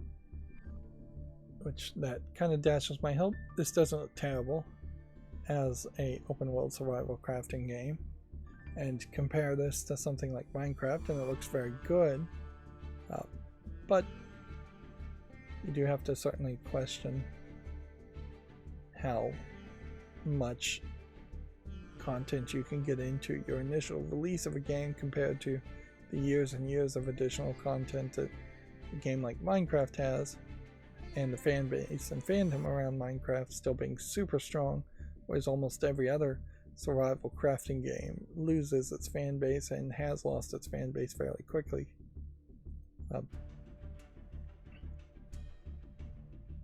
Scum VM is promoting their Fediverse connection, federated connections, effectively trying to move away from using Twitter, I am sure, as everybody is. I'm actually a little surprised that me contacting YouTube support on Twitter even worked.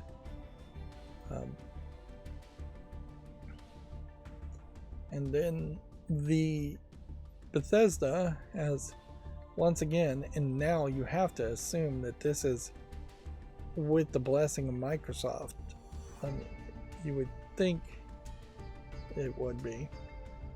Bethesda has relaunched its paid mod store for the Skyrim Special Edition after major pushback and backlash and nobody liking the idea of paid mods in general.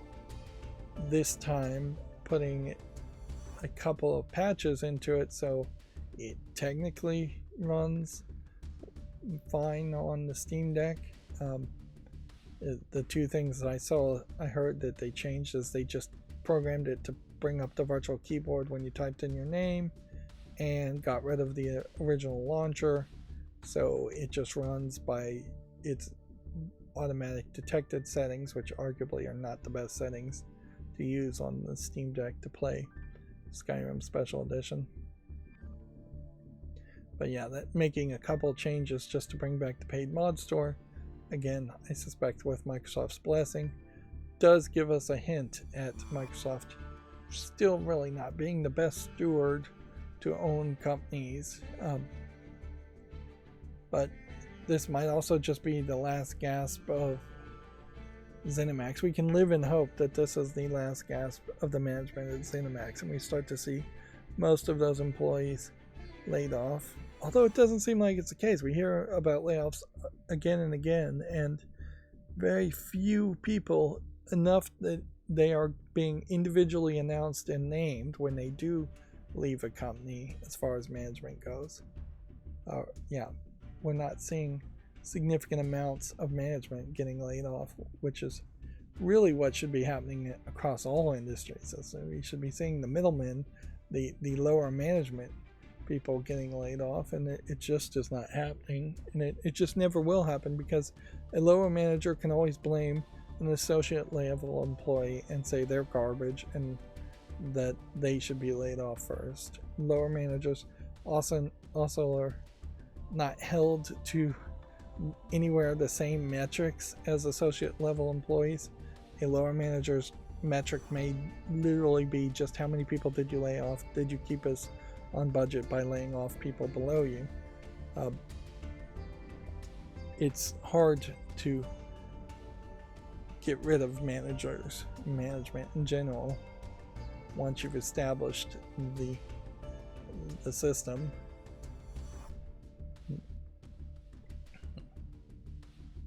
But yeah, none of this really builds a lot of hope that we're going to see a new Bethesda or a new Skyrim or a new ZeniMax anytime soon. It seems like they are still very much determined that they want to make money from paid mods. Speaking of mods, there was this controversial mod for Baldur's Gate 3 that was changing the gender so that one of the characters, instead of having a lesbian relationship, I believe, had a heterosexual relationship by just changing the character gender completely and changing the artistic intent of the game there, and it has been banned. The mod seemed, from what I had heard online, to be part of a bigger mod called All the Alphabets, which was just effectively targeting potentially left-leaning progressive ideas and modding the game to be as conservative and far right leaning as possible, as far as just getting rid of any mention of homosexuality or transgender or anything like that. Which at a certain point, it's nasty. It comes off as rude and offensive to the artist and the original artist's intent. That being said, I have to side with the consumer, I think, a lot more than anybody else, and I don't inherently think that the mod should have been censored / removed from Nexus Mods. Nexus Mods have in particular said that they're not going to allow these kinds of things, but they probably should allow them. Like, if you are a far right leaning person and you don't want to see any homosexuality in the game you purchased, I think for your individual experience you should be allowed to mod that out. I don't agree with the way you're thinking, but whatever. I mean, you should be able to experience it.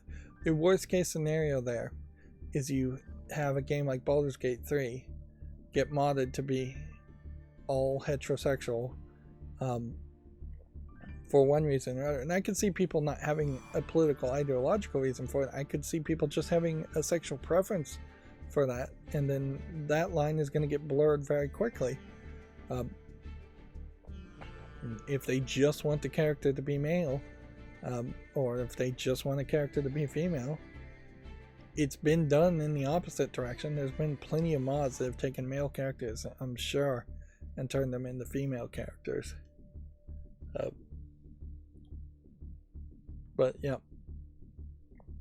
the worst case scenario is you would own Baldur's Gate 3, which is unlikely for most conservative right-wing people anyways.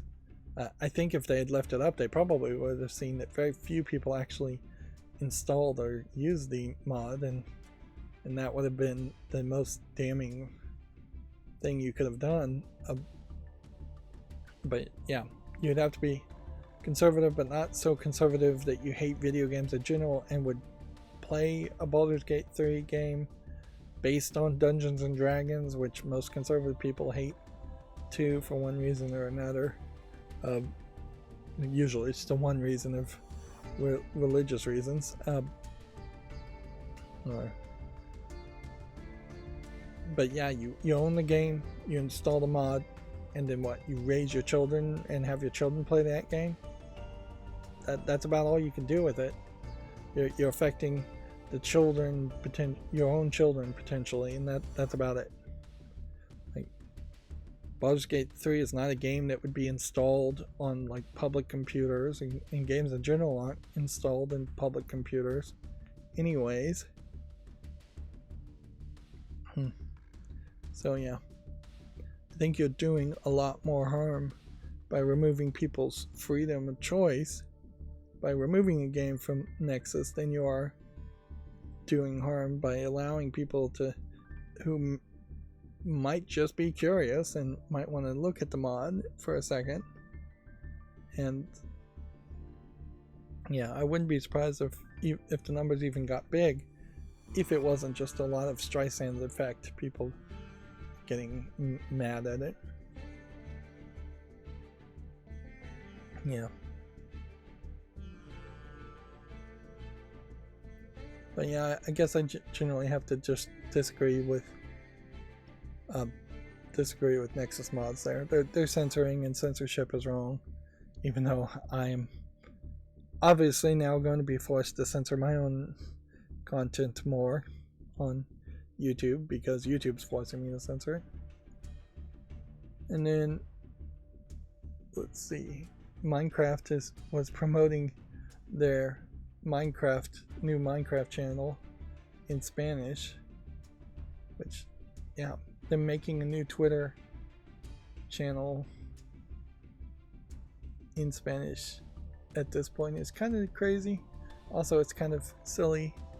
But I guess this is what you would have to do in general, regardless of whether you're a game company or you're just a video game critic like me, or any kind of presence on something like Twitter, is that if you have an English version and that's where most of your followers are, and you make a Spanish version, you would want to at least say, hey, maybe you're bilingual, maybe you understand Spanish better, here's a Spanish version of our Twitter feed. Which I imagine it will just say the exact same thing in Spanish over and over again. Same thing that Minecraft says in English. Right. I had my window in the wrong order, so that didn't quite work. There we go, we'll fix that.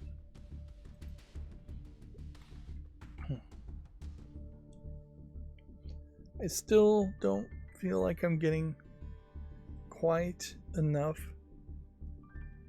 from this chart. Just looking at the chart, for the most part, my eyes glaze over, and then converting it to my own chart, which is broken, which should have had all of its bugs fixed before the end of the year, but is very likely not going to have all of its bugs fixed before the end of the year. Use even that's not really that helpful. I talked about in the last stream that HTML5 has this view width setting where you can set the font to be a certain size. I think there, in my experiment now, having tested it a little bit, there's not a great variety there when you're in constrained limitations. I think it's really a case that when you go up in one size of any font size, you're going up fairly big instead of small fractions. Even though fonts are vector files, I don't think you can really, with the view width, and there's a V minimum and V maximum, or instead of just view width. It maybe that changes things a little bit more. But yeah, I was able to get the text very small in my experiments, too small to actually really comfortably want to read. But I really wasn't finding a great way with view width to reduce the text just a little bit, like half a font size difference. Looking at this chart, it does seem like we're getting into bigger numbers once again, and so maybe we will see more people playing games as we get into the Christmas break. Oh yeah, I should also mention I saw a Slick Deals for, I believe it was BJ's Wholesale, selling GameStop gift cards, $50 GameStop gift cards for $37 and some cents, which is a pretty great deal, frankly. If you can get GameStop gift cards to purchase video games over the course of the next few years, or the next year, I guess the question is, how many could you get to stack that amount? And could you buy something like Steam gift cards from GameStop using a GameStop gift card? Probably not, because I bet they wouldn't let you transfer gift card to gift card without some kind of major fee. And then would they sell a Steam Deck at GameStop, which I don't think they really do. So then you're down to buying a PlayStation 5 or an Xbox Series X. I would say PlayStation 5 makes sense. Which, yeah, that is a thought. Buy 4 gift cards, save about $40 there, buy a PlayStation 5 on a Slick Deals and save maybe another $40. You've got $80 off of a $400 device potentially. Yeah, looking at my chart here of the few places that even have data points, it seems like it is still very much just being consistent. Steam is having this VR Fest, which I haven't really done anything with. And then Game Award nominees being on sale. Have we looked at this before?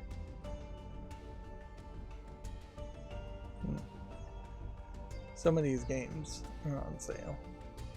A lot of these games are not on sale. So, Steam Deck OLED giveaway. Learn more. Interesting. Good thing I looked. Tune in to the live show on Thursday starting at 4:30 Pacific Time PM. Okay, so that's actually tomorrow that the event is happening. And enter for a chance at the TGASteamDeck.com. Interesting.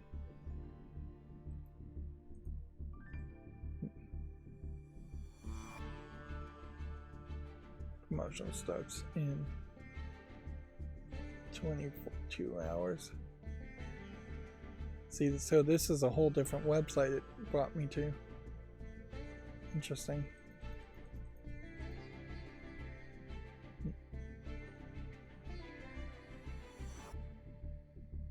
it's definitely the right prize to give away.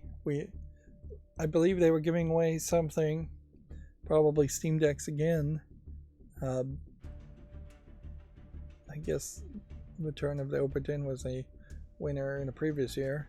Yeah. I'm scrolling down, it's showing me previous years.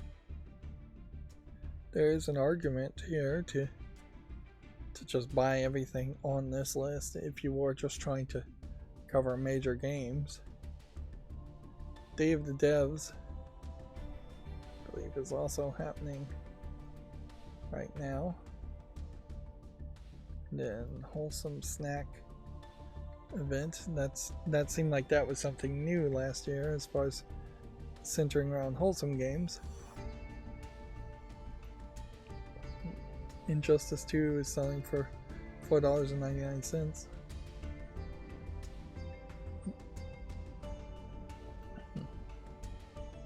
But I imagine the big sale is going to happen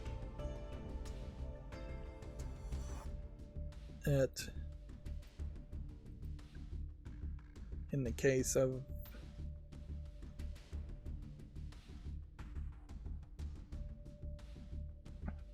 a winter sale that's probably going to happen in a week or two. It would be, I guess, slightly surprising. So because I've checked the checkbox, by the way, too, scrolling even on this front page, I should now no longer see any adult games. Which, yeah, that definitely puts this front page to be much more in line with what everyone else sees. That being said, if something is mislabeled, it still will be an adult game, and I just hope that there aren't too many mistakes like that happening. It does create a very weird situation that I've been talking about adult games for months and months and months. I've been covering adult games probably since at least January, if not a year or two or 3 or 4. I can't even remember when I started with the auto blur and all of that. But yeah, the fact that it has not been flagged up until this point also seems to speak to a level of how well the automated systems work or don't work.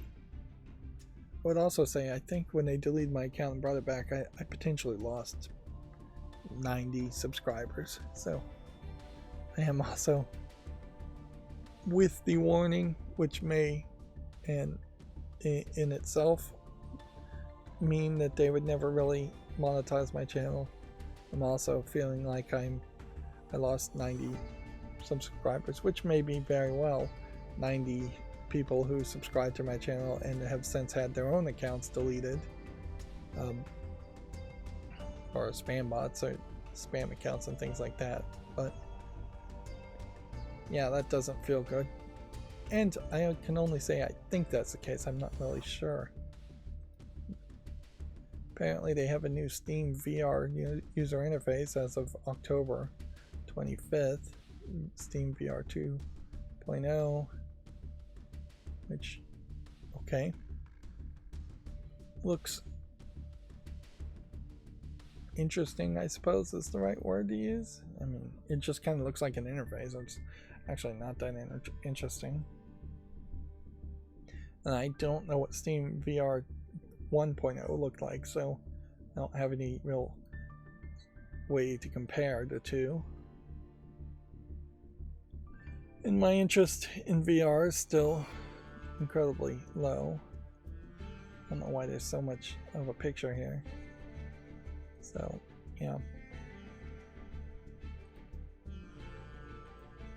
I just really couldn't imagine that I would ever actually care about Steam VR or VR in general. And I think the fact that they're promoting fairly old VR games too highlights that there really hasn't been a lot of new VR games in the past few months or years. Okay, So let's see if my middle click works here as we go through the Video Games Chronicle articles. Let's see, Modern Warfare 3 and Warzone 1 season patch notes released as new content launches. Supermassive single-player Dead by Daylight game will be shown at the Game Awards. Okay, so what I'm thinking is happening here. So when I middle click, it's going to the one on the right. Or it's going to the one we were last at. Which, in this case, I left this open because I want to deal with it later. If I drag the tab all the way to the left, let's see what happens there.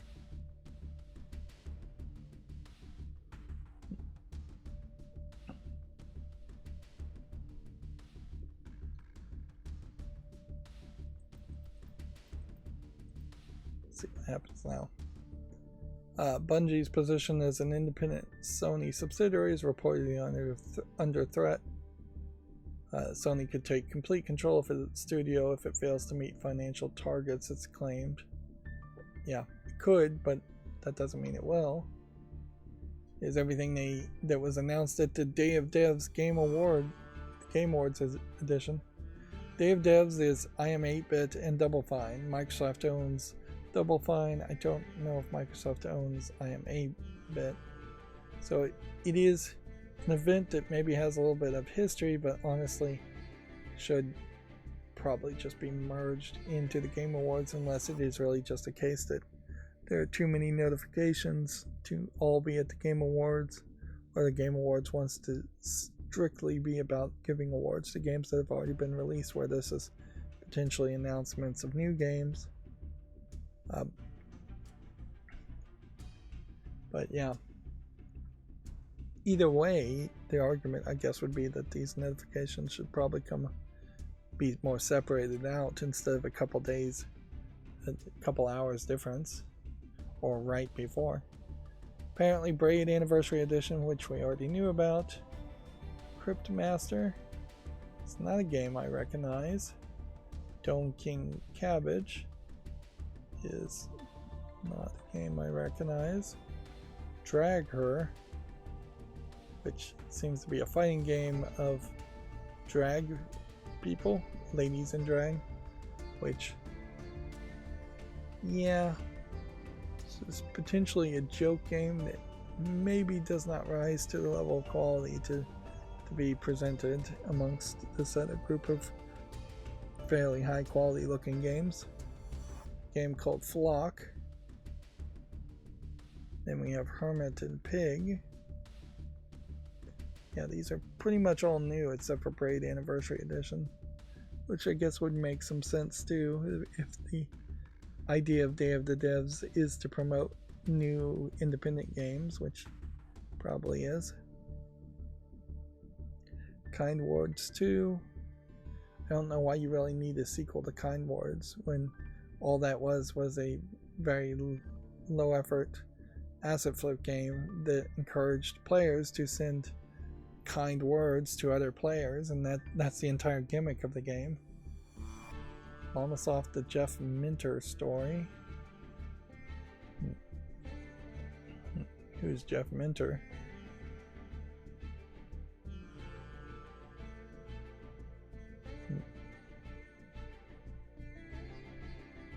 You, I guess, made Tempest 2000 on the Atari Jaguar. Yeah, knowing the names of old developers is not my forte, per se. Yeah. All of these games seem very indie and small. Open Roads I do recognize. And so, here's one called Resistor that looks almost exactly the same. It's like, here's a game where you're in a car driving, and here's a game where you see a screenshot of being in a car driving. Although, I bet the game is actually very different. Thank goodness you're here, I know. I've seen that So some of these have been announced before. But yeah. I don't think any of these have been given specifically major coverage or announcements to make, though. Maybe some of these have release dates or already had release dates. Maybe each of these put out a new video, but that's pretty much it. There were 28 titles in total. Yep. And I really question the point of an event like this. It does make sense for small indie games to be grouped together. It just doesn't make a lot of sense for events to happen when you know the next day everybody's going to have completely forgotten about all the games mentioned in that event and the event in total, because the Game Awards is going to happen. So here they've started to split down the information, talking about Llamasoft, the Jeff Minter story. I feel like Llamasoft was actually the name of his company, if I vaguely recall. And then you can see here's a full list of games that would be included in these, and they were all very old games with fairly interesting titles, but something called Psychedelia for the Commodore 64 really is not going to be anything. There's Tempest 2000 and Grid Runner Remastered are probably the only two games you'd want to play there if you want to play any of them. Like a Dragon Gaiden's English dub is coming this month, according to Video Games Chronicles. Brothers of a Tale of Two Sons remake is seemingly leaked, we talked about. Arthur Morgan not being in Red Dead Redemption, potentially, we talked about. The latest PS5 system updates add security fixes, which is, say, Video Games Chronicles is talking about the patch notes, which really don't say anything at all. Interesting, why is there an ad showing here?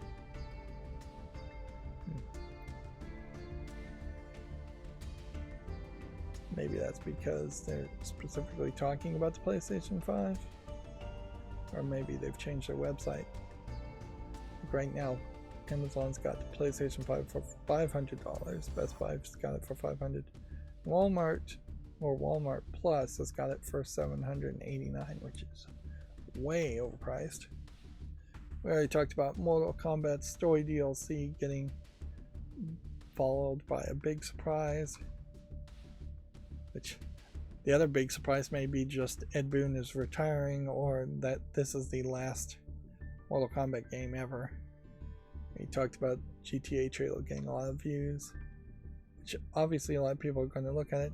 It definitely feels like there's probably some non-organic attempts on Reddit to promote the GTA trailer, or maybe there is just a lot of hype around the GTA trailer, although I wouldn't say that there's a huge amount of hype around GTA 6 or GTA 5, whatever the number is.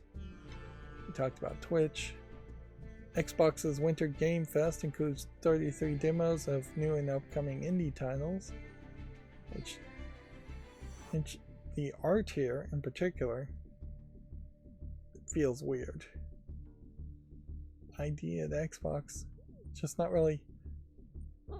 I think getting the right background and the right font and making anything that looks great here. It looks like this is supposed to be a present, but it just doesn't have that same feel as other images you would see. They have a whole list here of games, and I'll just quickly scan them and see if anything looks interesting. The Pinball FX and Pinball M, with the Pinball M being the mature or scary pinball tables. The Legend of Zelda movie director would, quote, love it to be like a live-action Miyazaki. Wes Ball says his whole life has led up to this moment, which arguably you could say any moment in your life that's happening now, your whole life has led up to, because your life is linear as far as we know. And yes, who wouldn't want to be called a live action Miyazaki? I guess the question here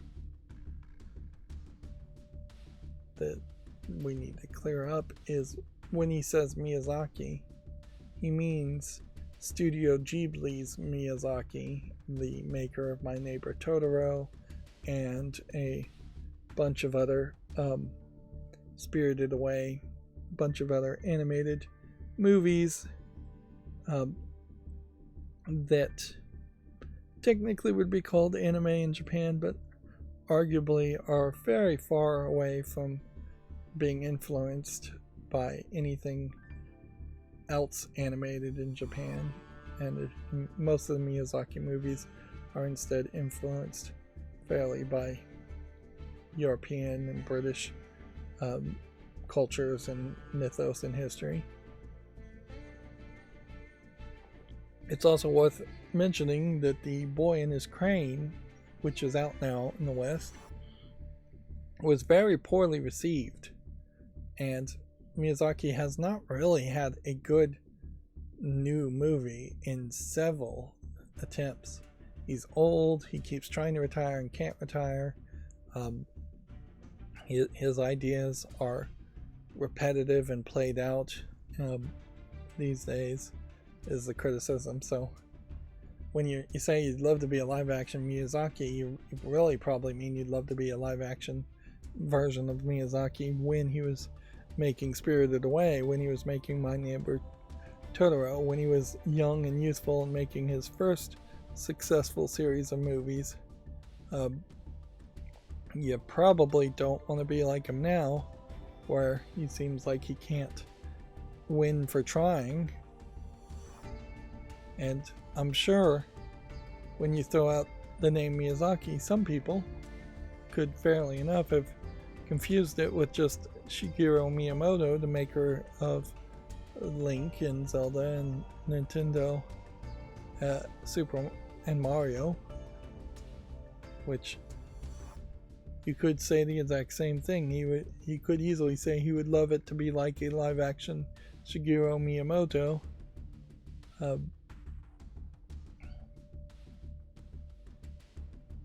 Which, yeah, that would make more sense. This is another example, certainly, of making an article or doing an interview, and there really is just no actual information in the headline, so there's almost certainly no actual information in the below the fold paragraphs. And particularly for a live action Zelda movie, we'll just have to wait and see if it succeeds. The Mario movie is just about out on US Netflix, for the people who haven't seen it yet. Activision shows off Warzone's new maps and confirms that it only supports 100 players, which, okay, that sounds like a decent enough number of players. I don't know if you really need any more than that. It would be different if every map was a server and the server only could hold 100 players. Even an MMO game with only 100 players wouldn't seem completely out of the realm of reasonable. And then I think we've talked about most of this news already, so we'll try and go through this fairly quickly. Just go ahead and close things we'd already talked about. Yeah, I am still very interested on this new era, new energy teaser as to what that could really be. And yes, I'd love to see a Banjo-Kazooie game done in modern times. I guess I need to drag this tab further to the left. Now remember, today we're going to have a very abrupt ending compared to previous streams. For today in particular, but also in general. Man, it looks like tabs are all over the place. I didn't run the macro twice. I'm almost 100% certain I didn't do that. So why are tabs all over the place? Why does this never work consistently, and why does it break in different ways consistently? But yeah, there's going to be an abrupt end today because I'm not going to look at any of the games on screen, and then what I'm going to do is I'm going to have all the games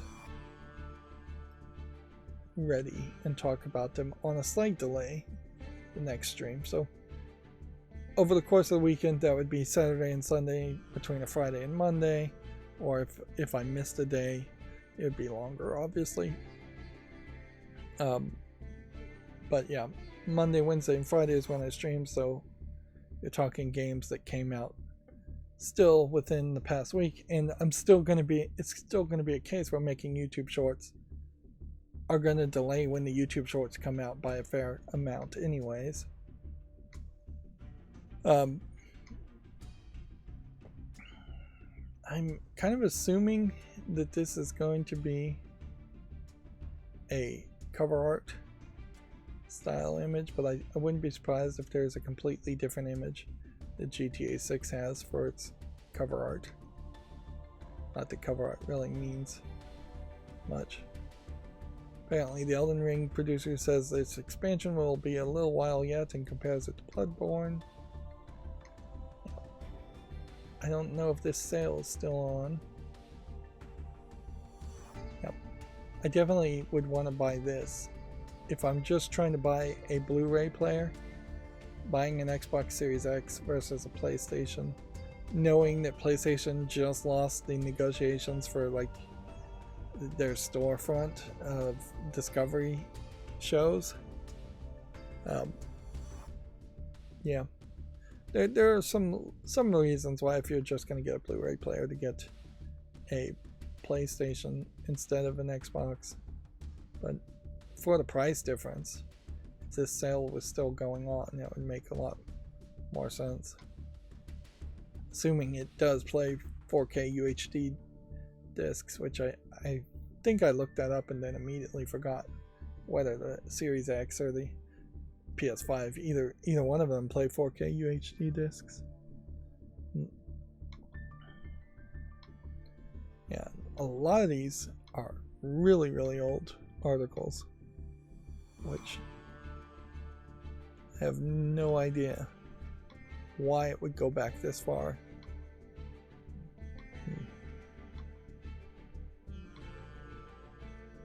I don't feel like I programmed the macro to revert to an older state if something went wrong. But whatever. We're now to the Gamatsu articles. So, yeah, this is where we'll start to see things.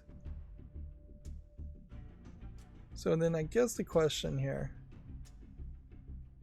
is, when I click on a Steam page to look at a game,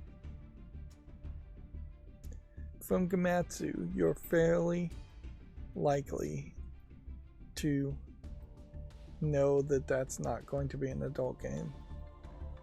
Or I would click on it if it was an adult game from Steam and I would get a warning. So I think we're still safe to do things as we were doing things there. Mystery Adventure Duck Detective The Secret Salami announced for PC. So yeah. Even if I was to completely stop looking at all the new games that came out on Steam,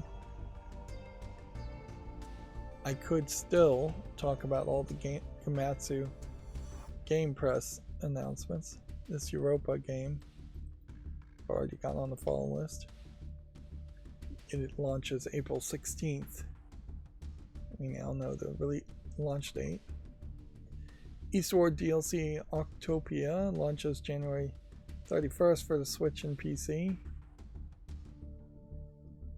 Do we have a Steam link to this? This one's already on the wish list and it's from 2021, so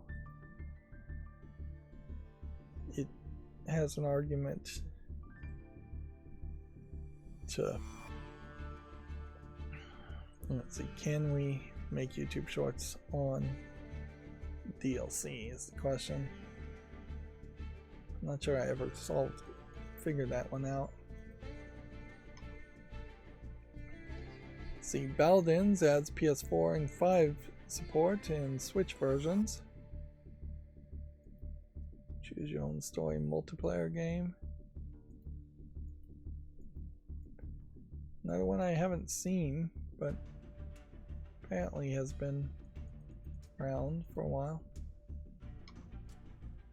Vampire Survivors Among Us themed DLC called Emergency Meeting has been announced. Can we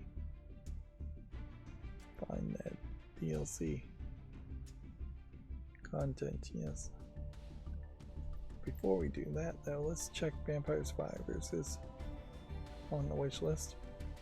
Although in all fairness, even if somebody was to gift me Vampire Survivors and I probably wouldn't play it much.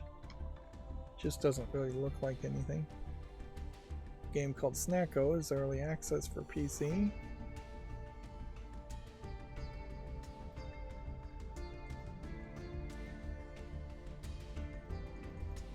So as long as we still use Gematsu as a news source, then we're gonna see a decent amount of games in the live streams regardless. Genesis Noir sequel Nirvana Noir has been announced for the Xbox Series and PC. Which again would be an example of having to check if I decided I cared about Genesis Noir or if other people cared about it enough to review it. Go Town Couch Co-op playtest for PC set for February. This one's already on the follow list. The middle click mouse button seems like it might be working when closing tabs. For the most part, I just need to tweak it, I think, one more time, and I might have figured it all out, maybe. The adventure game The Mermaid's Tongue has been announced for consoles and PC. This is an interesting flat, like, colored pen style. That's what I would call it, marker style animation.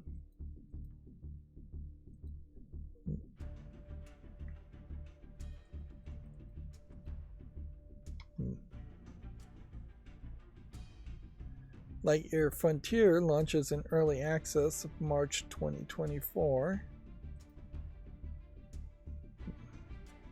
I already have that on the follow list. Built farming with mech robots, it looks like. Cozy Place adventure game Pine Hearts for PC launches Q1 of 2024.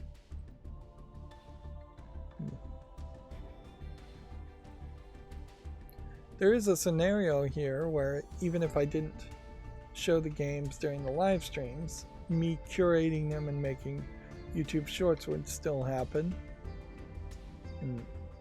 Unless the YouTube algorithm just starts to hate every single page that looks like that's from Steam, which that would be crazy, but YouTube would be crazy sometimes. This game doesn't have a Steam link yet. See, visuals and audios inspired by 1974 to early 80s anime and manga. It does definitely have that style for visuals. Let's see if we can get a better look on that. The language to describe these different anime styles still feels very rough in my book. I just really haven't figured out the right words that would make people understand what these art styles look like, particularly if people have never seen these art styles before. But yeah, this is the days of animation. It's a little bit blurred because of my blur plugin, of what anime looked like and what anime was in its early second generation, I would say, style, with the first generation being kind of black and white and very simplistic um, animations. These animations were, in part, in this second generation, evolving away from the comic book and cartoon style of something like Lil Lulu and those animations in the West, and fairly evolved away from the animation style of Disney.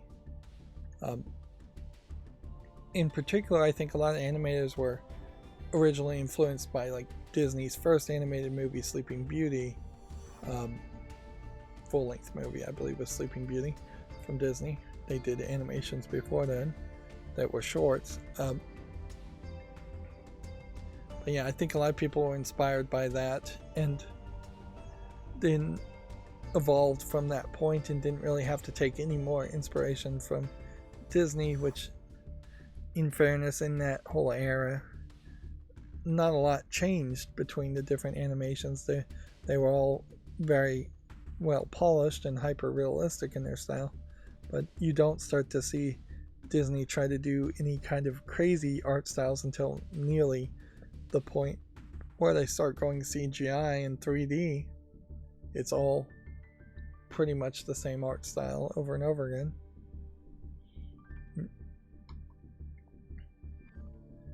Moving on though, even at this rate, the stream is going to be long. Open Roads has added a Switch version and launches in February, which we'll just double check. Wow, I would have sworn this was already on the fall list, but apparently not. I still do need to do a fall list cleanup at some point, regardless of whether I do it on screen or off screen. But I definitely also don't feel like I'm planning on doing that anytime soon. So I don't know how to particularly justify that. Inherently, if I'm curating things, I'm also not going to be doing the fall list cleanups anymore, which will make streams shorter too. This Vampires the Masquerades has added yet another faction, Bloodlines 2, Vampire the Masquerade. Here you have registered trademarks and trademarks. I question if you really need registered trademarks and trademarks in the title of a game, but it legally probably helps. It definitely feels like there should be a section in this Steam pages, in particular, as far as legal, something that just says here's your copyright, here's your trademarks, here's everything you're claiming.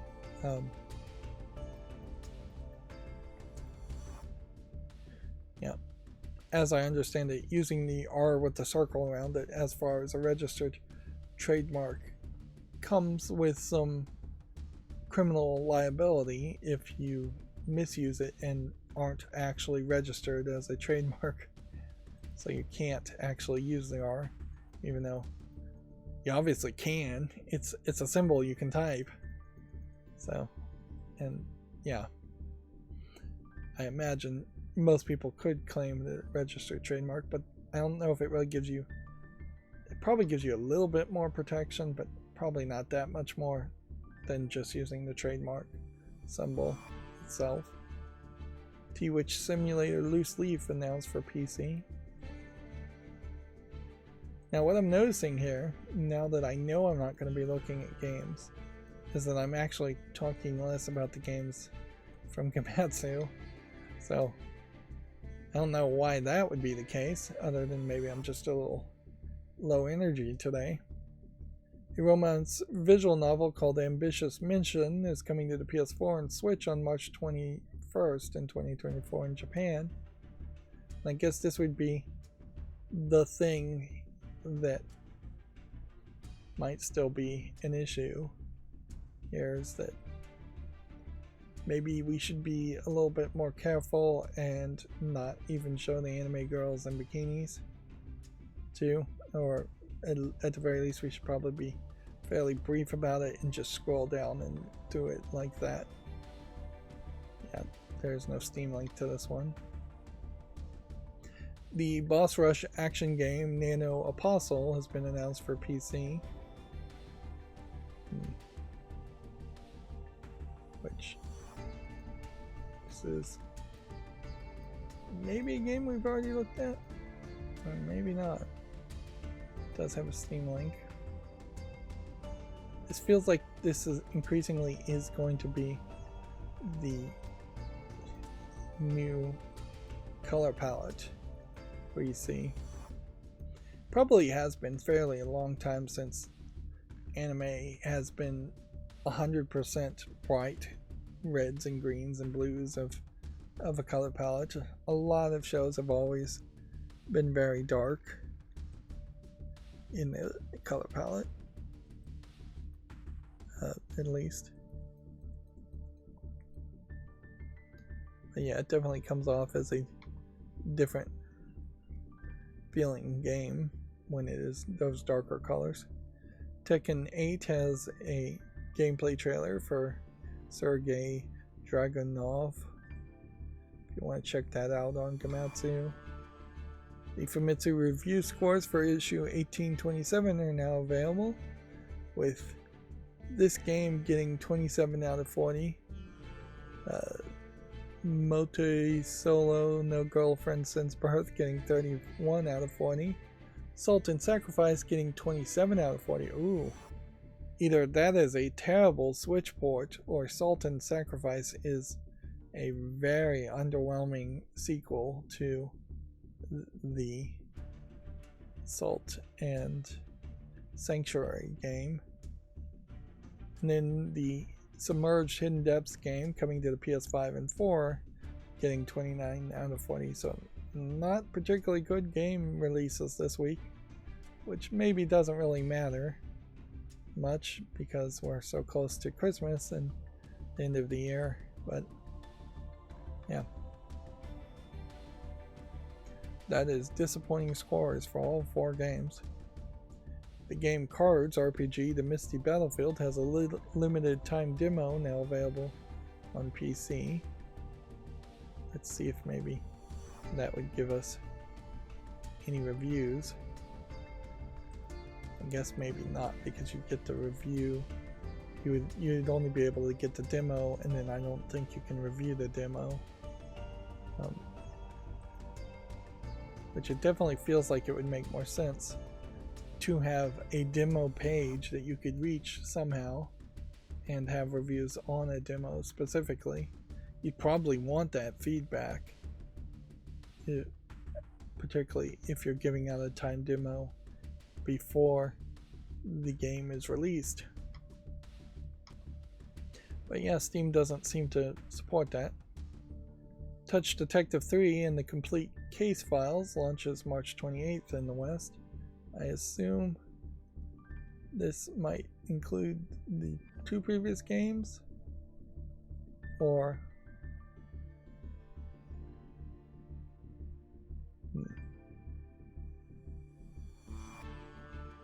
let's see. Touch Detective 3 plus the Complete Case Files includes all 3 mainline Touch Detective games, making this the first time Touch Detective 3 will be localized and officially released in English. These were Nintendo DS games that I imagine leaned somewhat into the touchscreen gimmick of the Nintendo DS. Yeah, increasingly we will see companies struggle to sell gimmicky games that were on the DS, as now the DS store is totally shut down, and they can port it fairly easily to the Switch. A little bit more difficult to port it to computers that may not have touchscreens. A lot of them don't. A lot of the DS games, I imagine, are not particularly great quality anyways, and not worth porting and won't sell that much. It is nice at least to see Nicholas here trying something here. And they are bundling it in with a mascot character that I don't recognize because I've never played these games. But yeah, looks like some kind of mushroom character. Turn-based roguelite dungeon crawler The Land Beneath Us launches in 2024 for the PS5 and Xbox Series and Switch and PC. Maybe only via the Microsoft Store. Have a Nice Death is now available for the PS4 and 5 and the Xbox One and Series. It had already been released on Steam and very positive overall. Already on my wish list. Contra Operation Galuga characters, trailers, details, and screenshots are available. The idea that a Contra game would possibly succeed is surprising that you'd even try. So you've got 3D versions of a Contra game. I could kind of see this working though if it were a case that the original Contra games played very well, which they probably for the time played somewhat well, and then you were to elevate that to modern gameplay standards, and you could just run around the game and it's just like a lot easier and you can't die, or you have to really play terribly to die. I could see it working. I think Contra is probably one of those games that almost certainly needed a Konami code or had the Konami code in it, if not Contra being the place that had the original Konami code. And so if a modern version of that effectively took the assumption that everybody who was playing Contra, the original Contra, was using the Infinite Lives Konami code, so a modern remake should just make it easier so you never die. That could work. But it is still a gameplay style where you're going to platform a little bit and run around and shoot a lot, and there aren't a lot of games in modern time where you play that way. And yeah, I'm not sure if there's a lot of demand to have games where you run around and play that way.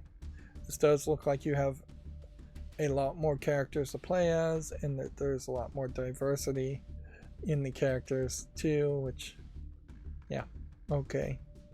When the characters probably don't matter that much, it's probably not a terrible thought to throw some more characters in and more diversity in.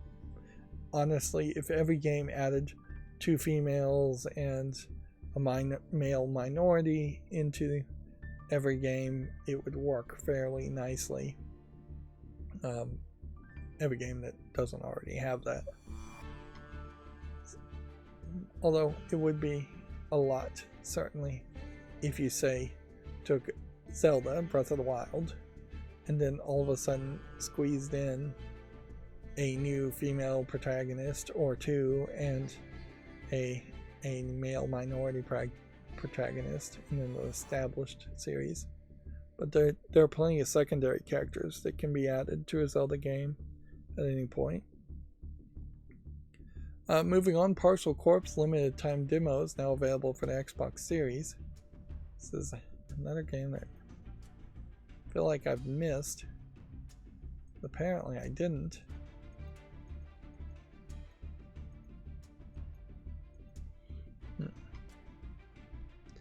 Yeah. The idea of web pages loading, prefetching, or preloading still doesn't seem like it really works with Firefox that well. I think I have that enabled in Firefox, but clearly when I click on these links, they aren't preloaded. Whereas ideally I would just want all links that are one link away from the page I'm on to be preloaded. That would waste a lot of RAM and a lot of space, but it would speed things up. Atari 50th, the anniversary celebration holiday content update is now available, adding 12 new titles. Is this on Steam? Yes, it is. And surprisingly, it is actually very positive. So I'm going to go ahead and just put this on the wish list. Although I frankly would have a hard time covering or playing these games, since I have just no nostalgia for them at all. Wulong Fallen Dynasty DLC Upheaval of Xinjiang, Xinjiang is, I believe, how you pronounce that, launches December 12th. Arad Chronicle Kazan has been officially titled The First Berserker Kazan, with a gameplay trailer set for the Game Awards. So it seems like they have changed the name slightly. And then Petite launches December 7th, or PPP.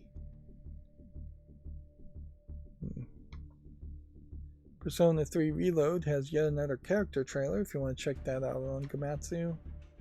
And then GTA 6 launches in 2025 for the PS5 and Xbox Series.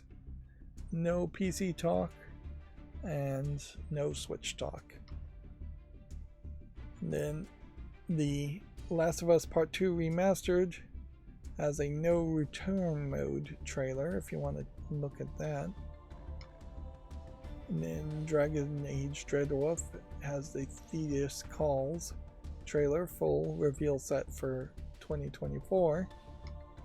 And that brings us to GameDeveloper.com, and when we hit this point, that means we're pretty much already done, because we can burn through the GameDeveloper.com articles very quickly. We already talked about this. The Communication Workers of America, people moving to move into the Game Workers Union, to being Game Workers Union also, with the GWA being the name used for some locals of the CWA. Apparently has established some AI principles for workplace union bargaining.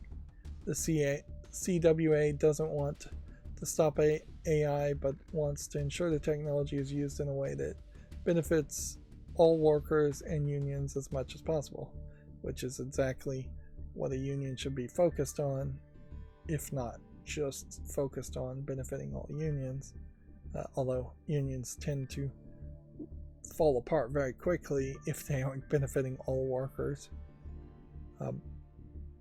There is a significant amount of workers in the United States who are not in a union but benefit because of unions and union negotiating.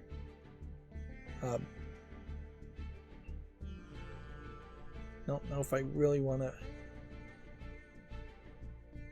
boil down more into this. I don't think they really have too much to say at this moment, other than we want to discuss AI and we want AI to be part of the bargaining table.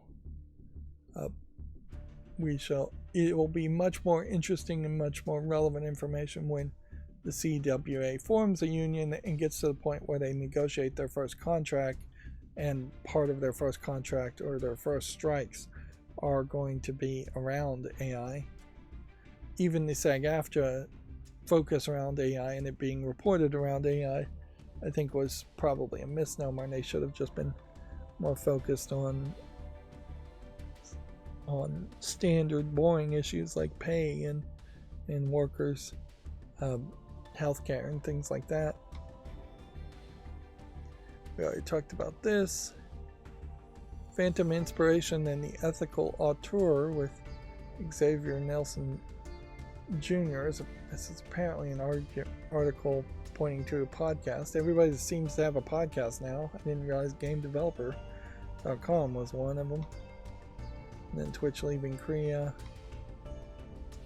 League of Geeks pauses Jump Light Odyssey's development after a significant layoff. Quote, "We were forced to choose between pausing development on Jump Light Odyssey or shutting down entirely.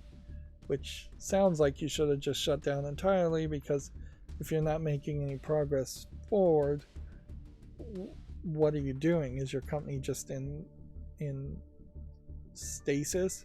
Are you paying no employees at all and just having a company that is just statically sitting there? Because you just really can't pause progress unless you're working on a different game, which I guess is a possibility. Or they're taking side jobs to work on different games, which is definitely a possibility. Because yeah, in business you're going to have buildings you've leased and rent you're paying, or at least taxes on buildings you purchased, and the idea of just pausing is not really a viable option. And that is definitely a case where starting a business can get you over your head very quickly as soon as you're having to pay taxes on a quarterly basis, even if you're not making money, and you're having to some companies have to do that at least. You're having to pay mortgages or taxes on real estate on an annual basis. You just constantly need some form of money coming in. As for the game Jump Light Odyssey, it looks kind of interesting on this one screenshot, but that's, I guess, about as much as I can say about it. Then we already talked about US officials scolding Nvidia, and then Embracer laying off staff at the Insurgency Dev New World Interactive. And so then that would bring us to the fall list cleanup, which in this case the fall list cleanup didn't even run because it was broken. And then that just brings us to the end of the show. And so inherently what I'll do on the macro is I'll have the macro run, and I'll just move the end of the show tag to a different point, so it happens before the follow list cleanup, and then I will still probably off screen do the follow list cleanup, just so I'm constantly making some progress there. And I won't show any of that or mention any of that, which is fine. And then I'll look at all the new games, which is what I'll do after this stream, is I'll look at all the new games and have them ready to show for the next stream. Although it is going to be weird too, because all the new tabs I've opened in this window will be mixed together or in their own little separate section to the left, hopefully, based off of all the new games. So I'm going to have to figure out a way to make a dividing line and say only these new games are the ones we should be talking about, and so they really should be in their own window. So I probably should just break the macro out and run the new games macro separately after the streams and look at new games there. That would also mean I could potentially start streams earlier, because I'm not waiting for the macro to finish, which it can be very slow, take 10-20 minutes to run, mostly because it takes 10-20 minutes for all the pages to load without it giving up or getting stopped by the servers for accessing data too fast. But yeah, we've got a new plan. So far it doesn't seem like this episode was deleted. I don't think like we covered anything that would have been anywhere close to unacceptable by YouTube's rules as I understand them now. Yep. And so, yeah, I've got more work to do, and I'll do it off screen. That's going to be it for this recording. As always, I ask you to like, share, subscribe, comment, and watch every second of my videos. If you want to support me further, there's a link down below in the description box. Thank you for watching. Have a good evening.